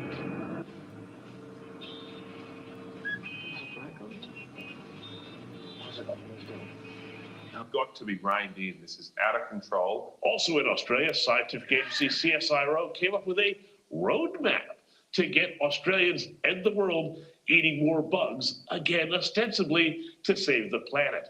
Well, one of the world's richest people, Bill Gates, is meeting with Prime Minister Anthony Albanese at Kirribilli House. The pair is expected to talk on energy, tackling climate change, the foundation, and opportunities in the Pacific. We haven't met before, but I've admired your work and your contribution, not just financially, and of course climate change. My government was elected on a platform of taking climate change seriously. We've introduced the first legislated caps of 43% by 2030 and net zero by 2050. Okay, he's already welcoming the funds coming in, the contribution of funds, okay? I mean, it makes me sick. Why are we having a guy like Bill Gates coming and meeting with our Prime Minister? For 2 weeks. Now talking about thank you for your contribution. And thank you, we're very committed to a zero by 2050. Okay, so it's on its way. Okay, there's the public notice. And if we don't step back on that public notice, down we go down the road again. Keep going. This is Jeremy Lee. This is the statesman who I absolutely admire. Have a look at this document, which is the Australian Labor Party 1982 Platform and Rules, which came in just before Bob Hawke got into power. It was no longer the old traditional Labour Party of Ben Chifley and John Curtin and Arthur Cornwall and some of the great Labour men of the past, who, whatever else you say, were certainly patriotic Australians. This was a totally revamped, changed Labour Party that was now involved in a world programme. And so it started off virtually on page 1 with the things that had to be done for the New World Order. The flag must be changed. We've got to get rid of the monarchy and have a republic. It's written in there. We've got to eliminate barriers against world law, such as the Senate and the Constitution. There you go. There you go. So have they changed our Australian flag? Flag, it's now gone blue, it's corporate. Okay, so you're in commerce. Have they overridden, have they taken away the Constitution? Well, you can't, well, they've parked it. You can't destroy the Constitution, but they've parked the big tractor in the shed. So the big four-wheel drive tractor is sitting in the shed and we need to blow the dust off it. So there is the ulterior motive of the Labor Party, because they had to get rid of the Senate. The Senate is not sitting in jurisdiction, and you'll see in this video where my first question, my shot, was a bullseye, and that elephant's been bleeding through the snow ever since. So there you go. So these are real. This is in documents. This is the agenda at play. It's free from there, we can straight on it. We are now totally committed to the new world. Came a giant of a man called Al Grasby, who became the Minister for Primary Industry, and at that moment, the whole program changed. The first steps towards internationalizing Australia had begun. The Gough Whitlam delivered Australia in that direction.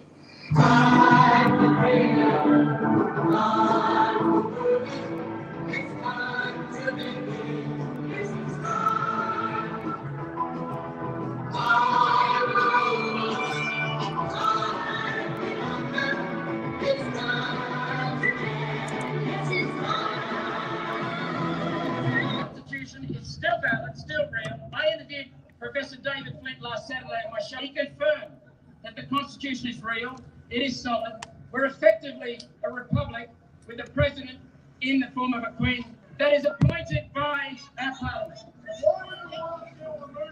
The royal seal was not removed. The seal that was recently changed. Okay. I have the FOI document which confirms the Great Seal of the Commonwealth. They couldn't rely on the instrument under the Constitution to deface the Great Seal of the Commonwealth and replace it with the Australian seal. Okay? So, which is the kangaroo and the emu. Absolutely. So that was Senator Malcolm Roberts, who I used to work alongside, confirming that we are in a republic. Yet he, but they're not doing anything about it. And that was one of the issues with Pauline Hanson and Malcolm Roberts, how they could represent Queensland at a federal level, and there was no legislature at state level in that state.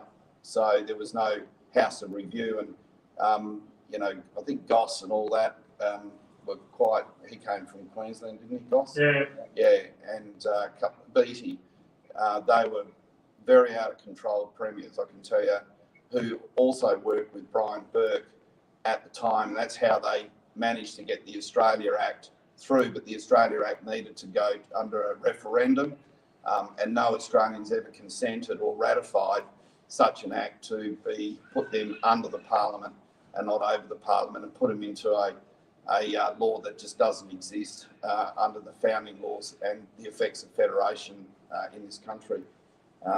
This is Murray Watts. So I just want to take you to it'll take you, okay, just pause it there. What do you see? Can you bring the thing down? This part.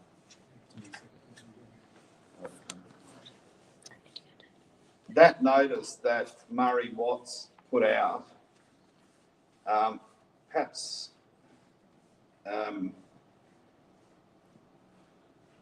now he says live sheep exports by sea have been plummeting for years, along with community support. Okay, and he reads on. It was on his Facebook site. So if you just push play, I want you to have a look at the last word, how they've said it is now become law. Okay, do you see that?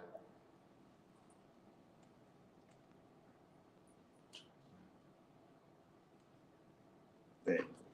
You see that? Why do you think?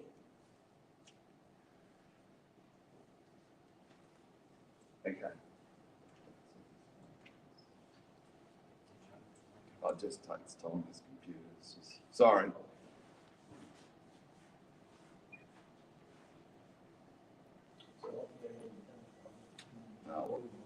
Anyway, we'll just play it, but have a look at law, how it's in a box. Okay? So that's a nonsense. That means that's his public notice, but that's saying, well, I didn't say it was passed by law, because that's not English. So when you put law and put a box behind it, that's not English. So that's a nonsense statement. That's proving all the prima facie evidence, given the fact of what the law is saying, is they can't pass. He does not have the power to shut down your industry. So this is why we're here now to say no, support the quo rento, bang, keep the shipping going. Now, this is yesterday in Canberra. Have a look at the corflutes. Is that in English? No. It's not in English. So they aren't backing Aussie farmers. They're not backing you. This is all nonsense. Tell Labor to flock off, back live exports. He comes out and he says, I believe I can do this. We believe we can do that. They don't come out and say, listen, we shut this down. This cannot happen. You cannot override Section 51(1). Why aren't these so-called politicians presenting the law to the Australian farmers? Because you cannot override Section 51(1) of the Constitution. It's a right to trade and commerce. But yet they're coming out here saying they're going to do this, but that's not a notice. That's a corporation talking to you with nonsense. It is not, no lungs, no mind, no voice box. Keep going. It's what makes me angry.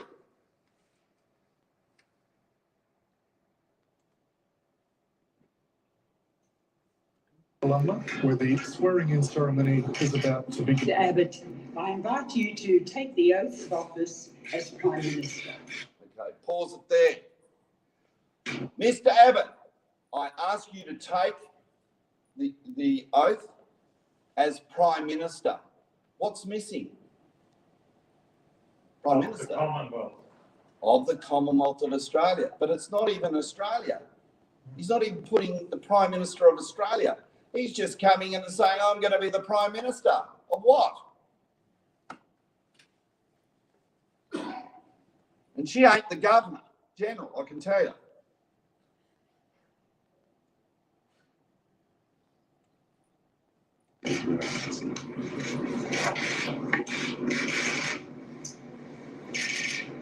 I, Anthony John Abbott, do swear that I will well and truly serve the people of Australia in the office of Prime Minister, and that I will be faithful and bear true allegiance to Her Majesty Queen Elizabeth II, Queen of Australia, so help me God. Mr. Morrison, I invite you to take and subscribe the oath of office as Prime Minister of Australia. I, Scott John Morrison, do swear that I will well and truly serve the people of Australia in the office of Prime Minister, and that I will be faithful and bear true allegiance to Her Majesty Queen Elizabeth II, Queen of Australia, so help me God.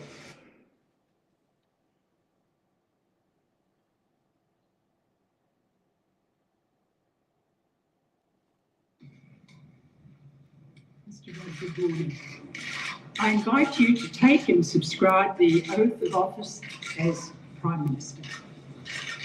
I, Kevin Michael Rudd, do swear that I will well and truly serve the Commonwealth of Australia, her land and her people in the office of Prime Minister, so help me God. Mr. Albanese, I invite you to take and subscribe the affirmation of office as Prime Minister of Australia. I, Anthony Norman Albanese, do solemnly and sincerely affirm and declare that I will well and truly serve the Commonwealth of Australia, her land and her people in the office of Prime Minister.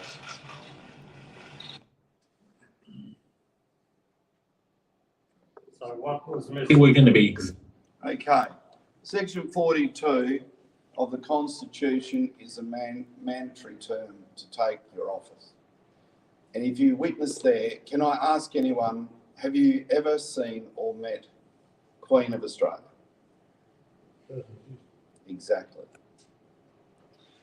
If you notice that those so-called prime ministers were taking different, you know, Section 42 spells it out in the first schedule as well of the Commonwealth of Australia Constitution Act, not Australia's constitution.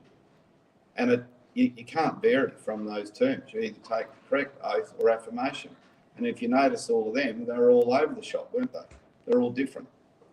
So this is where Whitlam took us into the Lima Agreement in 1975, where he took all our manufacturing overseas to third world countries so that we could start importing them all back and obviously take away our manufacturing rights in this country, which has had a huge impact. So, examining a very important topic, and that is how the UN ended Australian sovereignty by signing us on to the first agreement of its kind, the Lima Declaration, in March of 1975.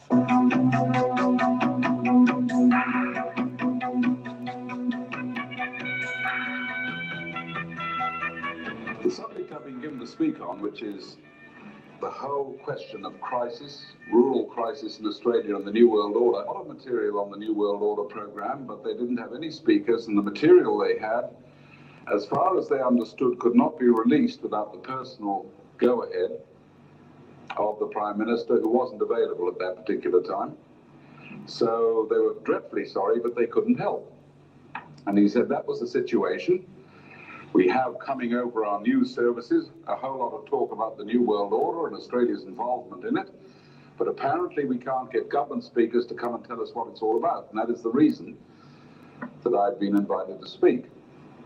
And I've got to be honest in saying that over the 20-odd years that I've been looking at this question, that's broadly been the reaction.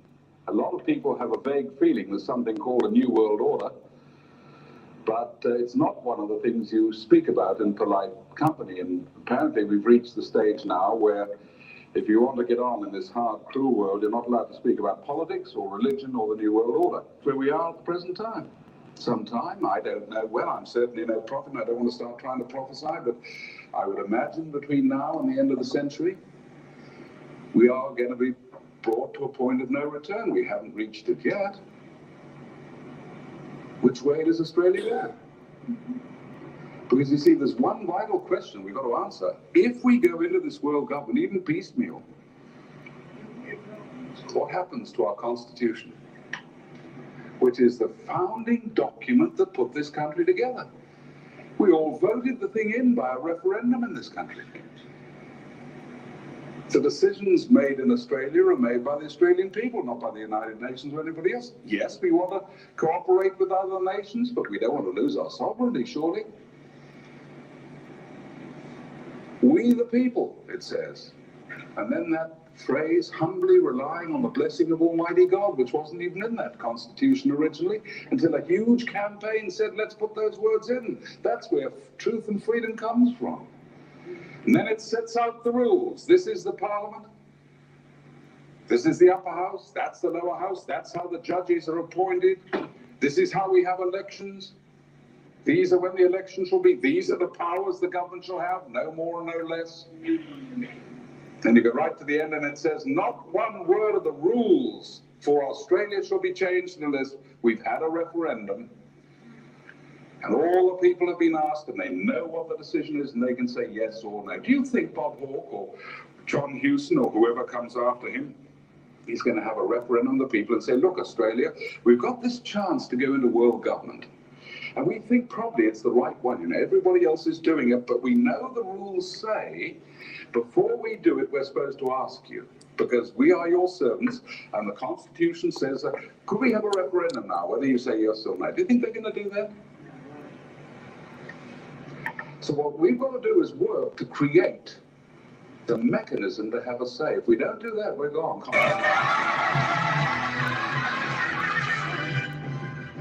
Authorised M. Young, Ainsley Avenue, Canberra, for the Australian Labor Party.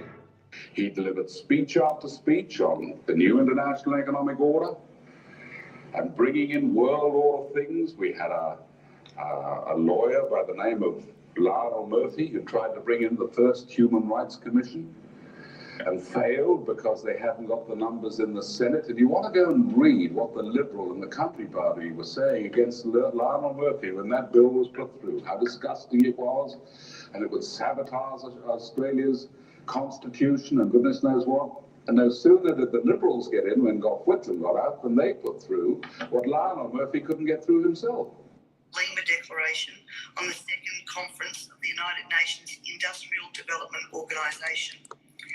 The outcome of this was, as I said, the Lima Declaration, which was the blueprint for the redeployment of tools, jobs and manufacturing to the developing nations, leaving countries like Australia short of technology, a manufacturing base and jobs. Blind Freddie can now see what the outcome of that has been for our country, with their unworkable trade and tariff agreements hand in hand with this that have followed as a matter of course. This is now a reality with around 90% of our agriculture and manufacturing just gone. Australia signed the Lima Declaration and hundreds of others with the support of all major political players. Whitlam, Fraser, Hawke, Keating, Hewson, Howard, Rudd, the Democrats, the Greens, and even the Nationals. There you go. There you go. So the Labor Party is not what the Labor Party used to be. The National Party, which is supposed to be the Farmers' Party, ain't the party it used to be. They are all supporting this new world order. Because under this, we laid out the laws to say to Canberra, now look, Canberra, you can't just do anything you want, and don't think you can get into power and change this constitution, because it cannot be changed now without asking the people. And the last clause of this constitution says, no change to the constitution unless the people have been asked in a referendum, and all the Australian adult population can have a say about the changes. Now, how come we're getting all the changes that we're getting now without referendum? And I want to show you a map now of the new map of Australia, if we can get this round. Can you all see that roughly? Anybody seen this map before? This is an official government map produced by Paul Keating. Australia's going to be as we move towards the 20th century. And you will see instead, although we've still got the state lines here, you will see a whole lot of red lines. And those red lines are the new regions they're setting up in Australia. And the program is originally designed by Whitlam. We will amalgamate councils together and we will regionalise them into regional governments, and we will start funding them direct from Canberra. Have they got the right to do this? No. Because the Constitution says local government is nothing to do with Canberra, and we've had 2 referendums about that question and the people have said no both times when Canberra wanted to get its sticky beak into local government. It's the program at the moment, and it's just steadily being put in. Now, we had Wayne Goss, who is in the same Labor Party as Keating, announced not very long ago that if this went on, Queensland would go out of existence.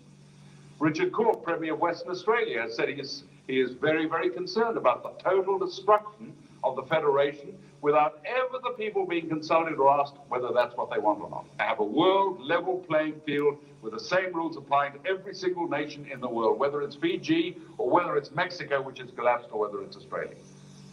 And on July the 1st, Australia will be asked to pass legislation through Canberra enabling this thing to start happening. We've already signed it and ratified it. And if that legislation goes through, basically what we'll have done is deliberately hand over the decision-making process in Australia outside to a world organisation for the first time ever to make our laws. Now let me try and bring this down to what it means for local people. You might have a group of primary producers, cane growers in this area, who have worked a very efficient industry for a long period of time, and they own their own mill and all the rest of it. Or you might have some manufacturers here in Mackay who are producing metal parts or components or textiles, whatever it happens to be. Or you've got a trade union looking after its workers. We've had this, and traditionally we have squabbles between them, but it's always in the Australian context. Now all of a sudden, each of these different groups here in Mackay start getting new orders coming in. Here are 21 new conditions applied to grain cane. You can no longer have a total monopoly. How many? This is only hypothesis, because this actually hasn't happened yet. You've got to alter the rotation of your crops. You're going to have different marketing schemes. It's got to be open to international tender for different sorts of things. It might be out west where you can only plant certain varieties, and that in some cases you're going to have parts of your farm closed down. Incidentally, this is linked right into the United Nations environmental movement that is now producing mayhem out on farms. And some of the latest ideas are crazy. They're even talking about a $300 license fee for every dam you've got on your property now. Australia, you've been sleeping, brought down to your knees. We've lost a lot of living in the dark of these seas.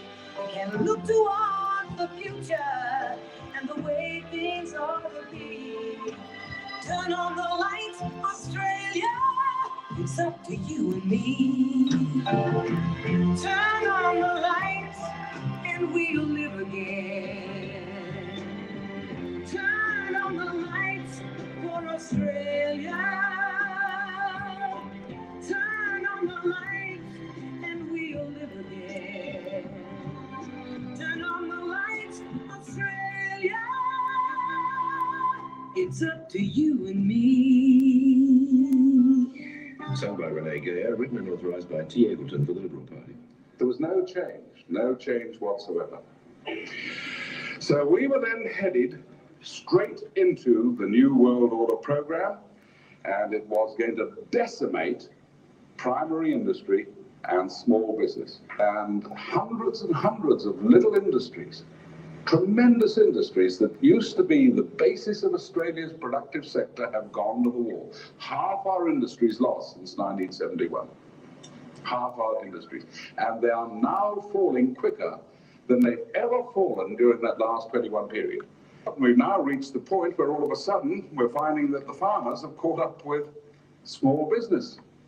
We've reached the point now that in one of the great food-producing nations of the world, we're importing each year $2,000 million worth of food into Australia.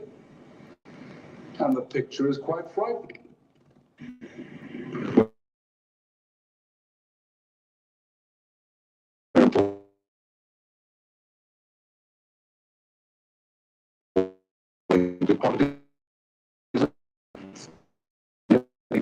We're importing lamb meat, we're importing liver, we're importing it, and you'll find we're now importing $16,000 worth of food into Australia for every farmer that we've got left.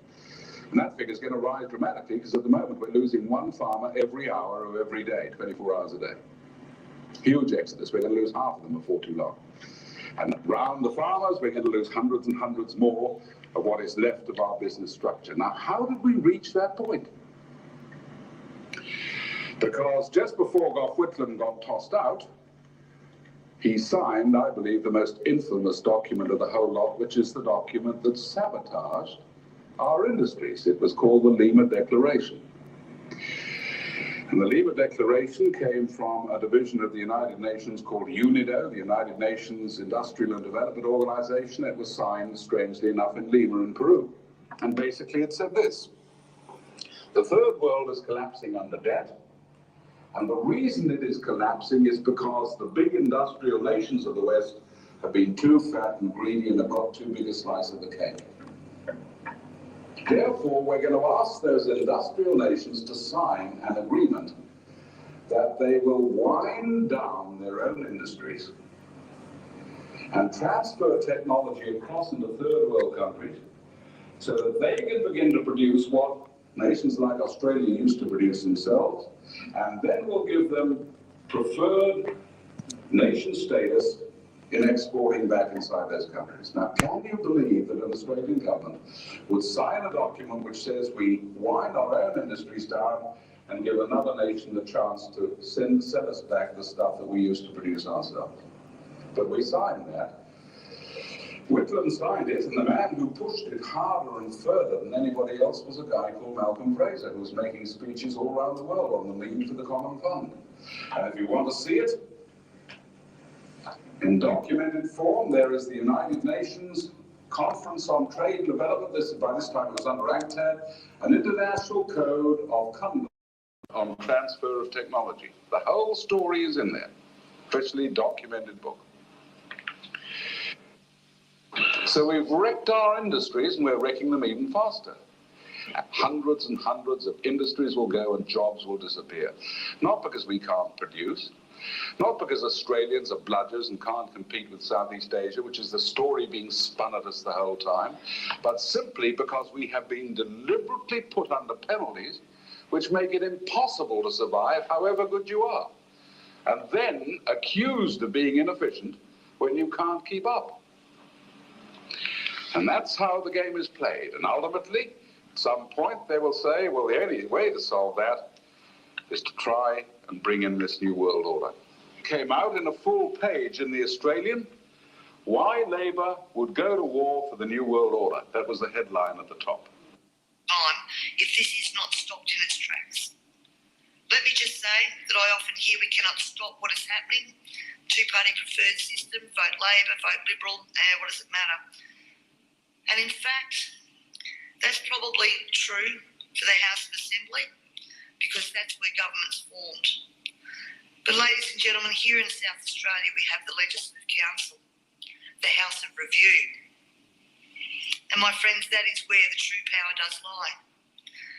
And the last thing the governments want you to understand is that no matter who is in power, the Legislative Council is there for checks and balances. Okay, so there is a remedy, and it's true what that minister was saying, senator was saying, is that it's the Senate. That's where we've got to go. We've got to go to the legislature, is in our, and the federal Senate as well, which is obviously what we're trying to do, go back into a corporation jurisdiction for the purpose of getting out, but we've also got to fix it at a state level as well. There it all is. It was all over the news, and Malcolm Fraser pushed it, peddled it harder than anyone else. So, you know, Liberal is supposed to be for Liberal, for our rights, but as you can see there, they were pushing the bunnies. So. Why Labour would go to war for the New World Order. And they'd have the whole argument. I'd just like to read you the arguments of just one backbench Labour man, Dr. Andrew Theophanous. This is what he said in the House of Representatives. A new world order is emerging, as is shown by the unprecedented Resolution 678 of the United Nations Security Council. When a situation arises in which the United Nations has gained a tremendous boost in its power, in its authority,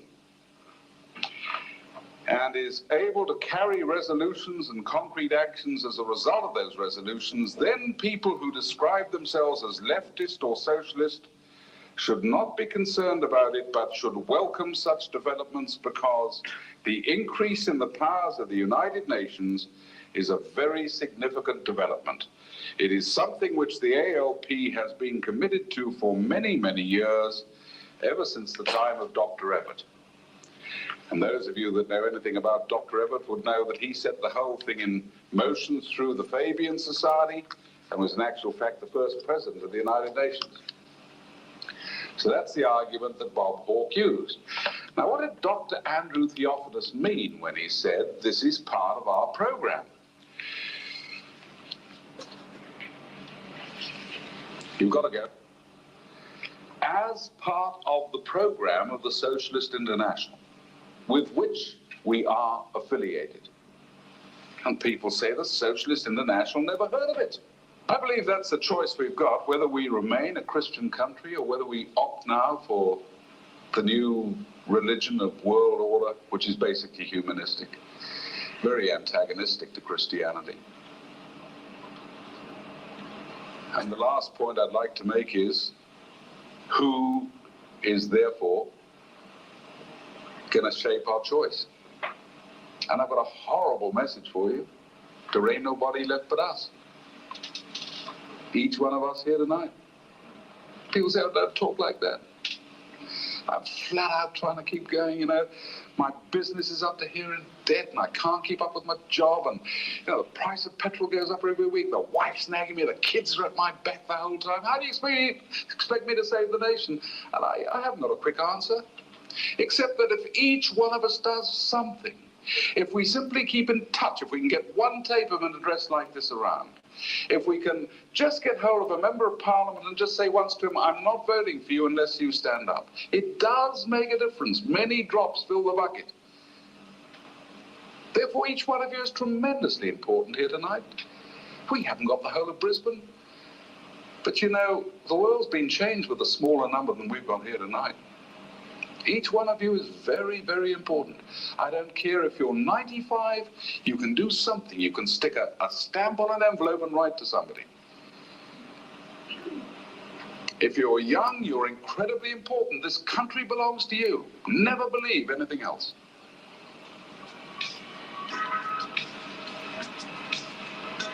But we better get started because we haven't got too much time. Because just before Gough Whitlam got tossed out, I think keep going. he signed, I believe, the most infamous document of the whole lot, which is the document that sabotaged our industries. Push it ahead. I've obviously doubled up there. Keep going. There. Okay. So what I want to show you now is the power of the Senate. Okay. So we'll just play it. Why Labor would go to war for the New World Order. Keep going. I don't know what's happened there. Double up. Keep going back. Keep going back. Keep going back. Oh. Yep. To my attention that there is okay, a so this is between section 33. This is when I became aware of the Constitutional Report, aware of the Australian Senate, which wasn't the Commonwealth of Australian Senate, how I'd read Odgers, how I'd been asked to take an oath which wasn't as per section 42 of the Constitution. And I must say, this question reverberated right around Parliament, shook the foundations. But what it ended up doing was getting rid of a whole heap of members out of Parliament. And this is the other thing, including the President of the Senate, who wasn't lawfully sitting, but was a UK citizen. So if we'd been under the Commonwealth Constitution, obviously he could be lawfully sitting. But because we're under an Australia Act, he wasn't. He was a foreign power. So there you go, nudge, nudge. So ended up cleaning half the Parliament. I could have cleaned the whole Parliament out. And what actually happened that came to my attention, I actually wrote the terms and reference to the Royal Commission into the banking and financial industry. Went around to Malcolm Turnbull's office and said, here they are, just sign it. It's all been based on the Royal Commission Act of 1902, and it holds the executive power. And I sat down with Malcolm Turnbull and I said, there's a conundrum, Malcolm. And he said, what's that? And I said, well, you are the Prime Minister of the Australian government, aren't you? And he said, yes, well, the Prime Minister of Australia. He said, yes. And I said, well, nowhere in the Royal Commission Act does it make reference to that. You have to be the Prime Minister of the Commonwealth of Australia. And that's when he got pretty toey with me, because he basically holds the executive power. He can cut whether a Royal Commission flies or whether it doesn't fly. You would have noticed back then he kept saying, we're not having a Royal Commission into the banks, we're not having a Royal Commission into the banks. And when they prevented me from coming back into the Parliament, he then came out and said they'll have a Royal Commission. He stood down as Prime Minister and Morrison went in his place, okay? Because again, once you're on notice of these things, when you step forward while on notice, that's when you have mens rea, you will commit a crime. That had also took out the Chief Justice of the High Court, French. It took out the Principal Registrar, Andrew Phelan. He resigned. The Clerk of the Senate resigned. This question absolutely belted the hell out of that so-called Australian government.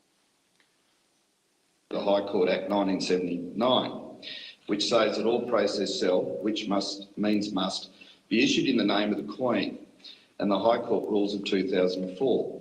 If this appears to be the case, why has the High Court felt free to defy the Parliament for 12 years? The Leader of the Government in the Senate, the Attorney General, Senator Brandis. Well, thank you. Thank you, Senator Culleton. Congratulations on your inaugural question in this chamber. Mr. Phelan has responded, and he has advised that the High Court's Rules Committee wants to have a look at the question, and that will probably take place at the next meeting of the High Court's Rules Committee in October. If I may say so, Senator Culleton, it is very, very unusual, if not unprecedented, for a senator's question to find its way onto the agenda of the Rules Committee of the High Court of Australia. And I'm sure it is utterly unprecedented for a senator's inaugural question to do so. Thank you, Senator Culleton. Lately you've been sleeping, brought down to your knees. Yeah, pause. So this is how the High Court, I've sped that up a bit. It's a shame they couldn't go that quick. It'd be, you'd get it over and done with a lot quicker. But here's the full bench of the High Court, which must sit under the sovereignty of the United Kingdom, like its powers under the United Kingdom through the Constitution. And all the barristers standing up and no reference to the Queen. Yet when you, after that question, then have a listen to it. This is the evidence, and it shows you what is happening to your country, that where we think the highest apex minds in the country are doing the right thing by us, they are not. All they're worried about is their salary, and they get it wrong. So let's... Please be seated. Please be seated. No mention of the Queen. And Silence, all stand. After the question. Senator Culleton, it was you who spotted this discrepancy. It was you who spotted the discrepancy in the High Court rules, which the High Court Rules Committee has now acted upon. I might say, since those rules were promulgated in 2004, there have been 16 distinguished Australian jurists sit on the High Court, including 2 Chief Justices. I must congratulate you, Senator Culleton, on being the first person to spot. I'm not sure whether I'm going to participate in any High Court jurisdiction, and if I do, I'll simply go down and shear a sheep and take the belly fleece and stick it over my head, and I'll represent myself because I'm a true Australian that is standing up for the Australian people. Rod, excuse me, I'm party leader. I expect you to come to my office. Rod,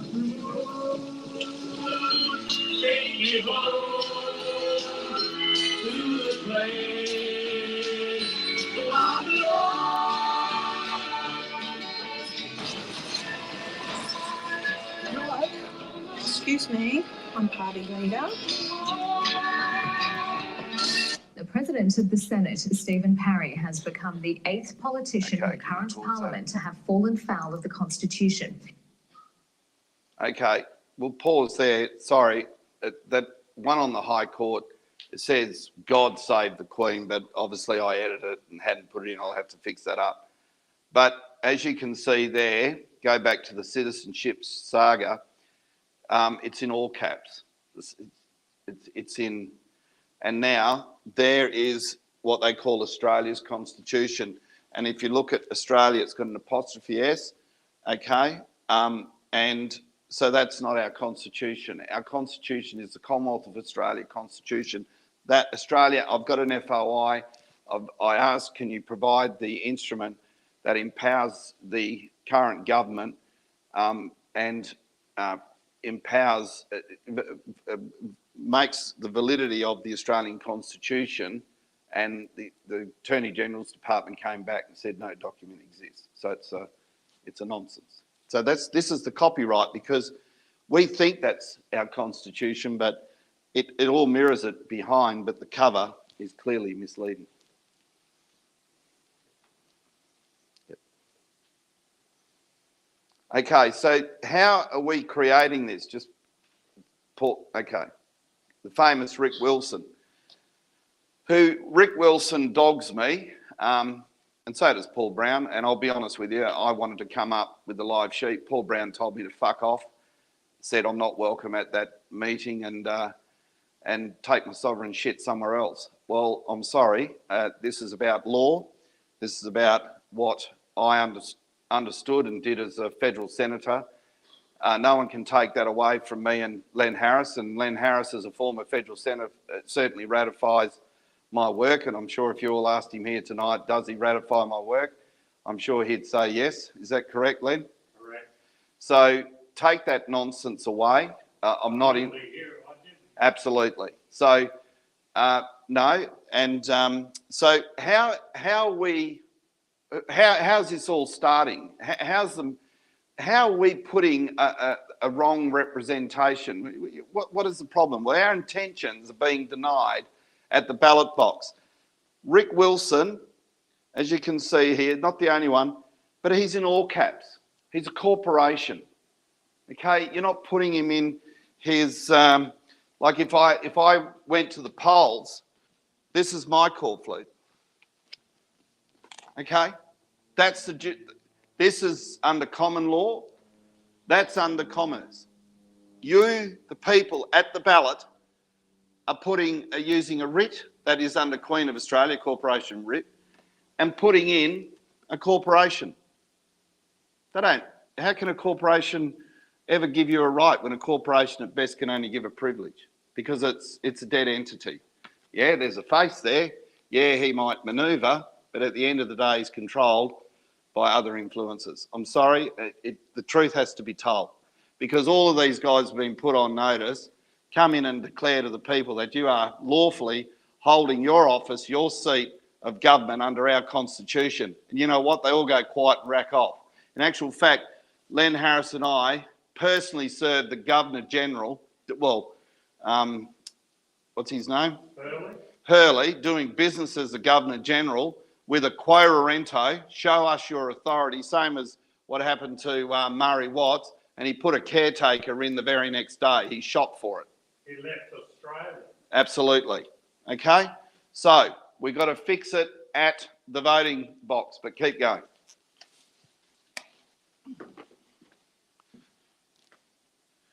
Okay, so what are we doing? So, just pause it there for a minute. So you saw me putting in a, well, there you go again. See? Kim is in English. But look at her surname, all caps and in bold. Corporation. Never going to represent you because it's controlled by foreign influences. Now, when you go to put your vote in the ballot box, you are putting your power of attorney into the very individual that wants, that you say is going to represent you. But they always say, we only said that we would represent you in the area. We never said we would defend you, which you need to have someone to go and defend you under your rights. I'm going to take you to this one as well. Pauline Hanson walked into the Senate. You can see it's all in all caps as well. George Brandis, both Pauline Hanson and George Brandis, the government, after my pitch about catching the High Court with its pants down, and I'm taking the mickey, and I did get scolded for saying, well, if I go to the High Court, I'll go back down the farm, shoe myself a sheep and grab the belly fleece, stick it over my head. They said that I brought the whole legal system into disrepute, and that was part of the reason why she summons me to her office.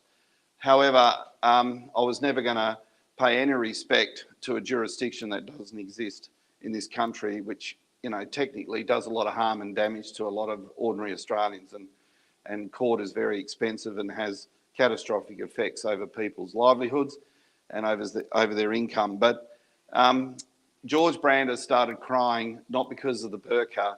He started crying because I filed a Section 13 of the Crimes Act 1914 on him and served him just before Pauline went into the chamber, whereby it was a criminal offence. It was a private prosecution because he never answered and knew that I could never be sentenced over a key, or what they were referring me down to the High Court. But the High Court wasn't sitting, the Court of Disputed Returns was not sitting in jurisdiction. So I found that a criminal offence because it was an attempt to deprive the West Australian people of a rightful senator. So you'll see him crying, and that's why he was shipped off to London. He never wanted to step down as Attorney General, but once you get a criminal charge put on you, they got to go. So it's like a bit like playing paintball with him.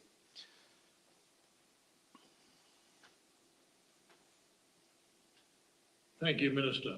Senator Hanson. I'm quite happy to remove this. Look, it's religious garments is an appalling thing to do, and I would ask you to reflect on what you have done. Order. Okay, so what I'm going to do is finish off with a song, another song that's written by a dear friend of mine, Kelly Newton Wordsworth. They farm down, what's that one there? Yeah, that's it. They farm down at Baranning, where I farm, and she's written a song, and I've sat down and helped her write the lyrics, and she's gratefully allowed us to play the song through the Great Australian Party.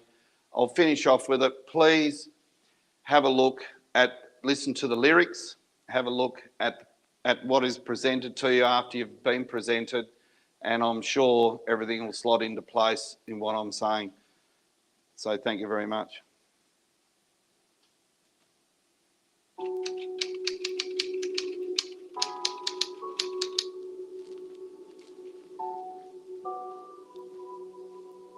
Australia, we are no longer a nation. We have become a corporation. Wake up, wake up, wake up. Another one.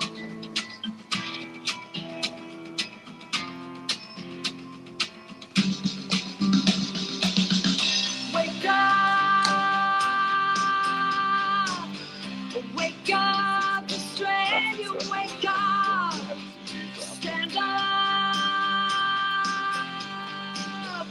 rise up, Australians, rise up.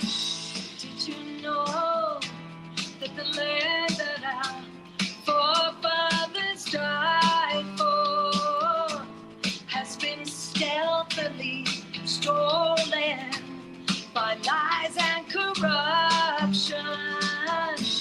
Did you know that our nation is not a country but a corporation? The time has come to take a stand for the freedom of every woman, child, and man. Wake up, wake up, Australia, wake up, stand up, rise up, Australians, rise up. Back in 73, we planted the deed that sabotaged our nation.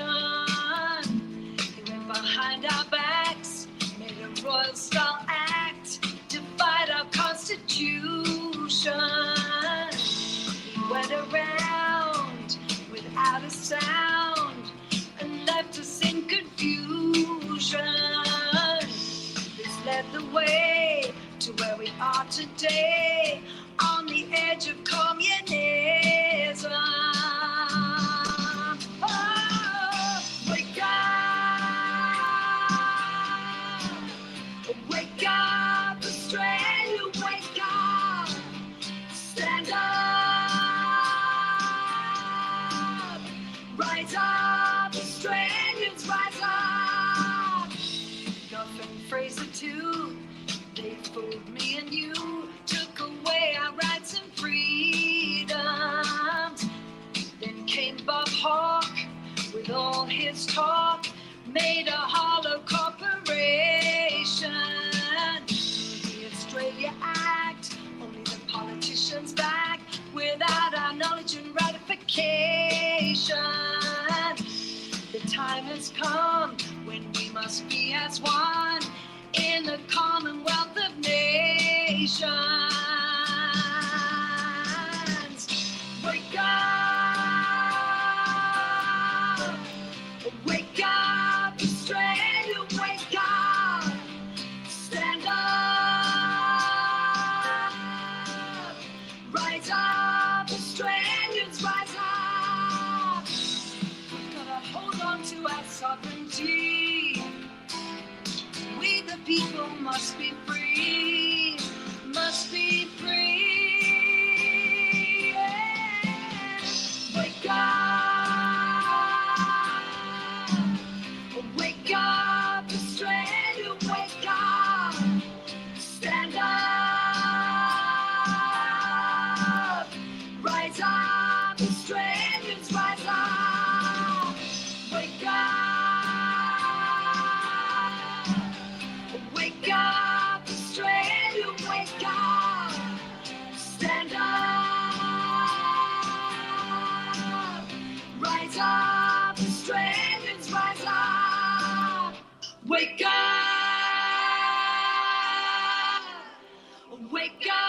Australia, wake up, stand up, rise up, Australians, rise up.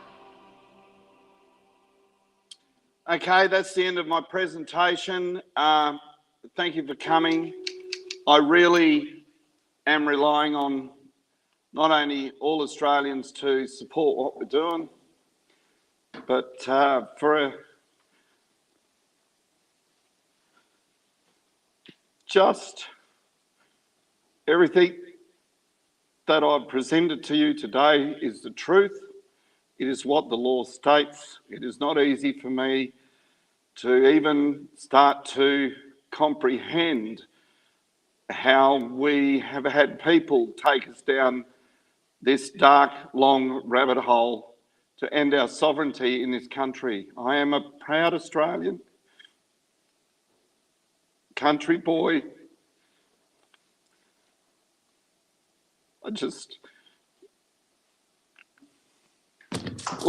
Need your support.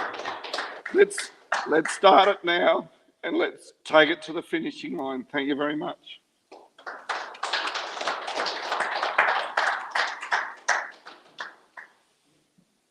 Right, that's it. Oops.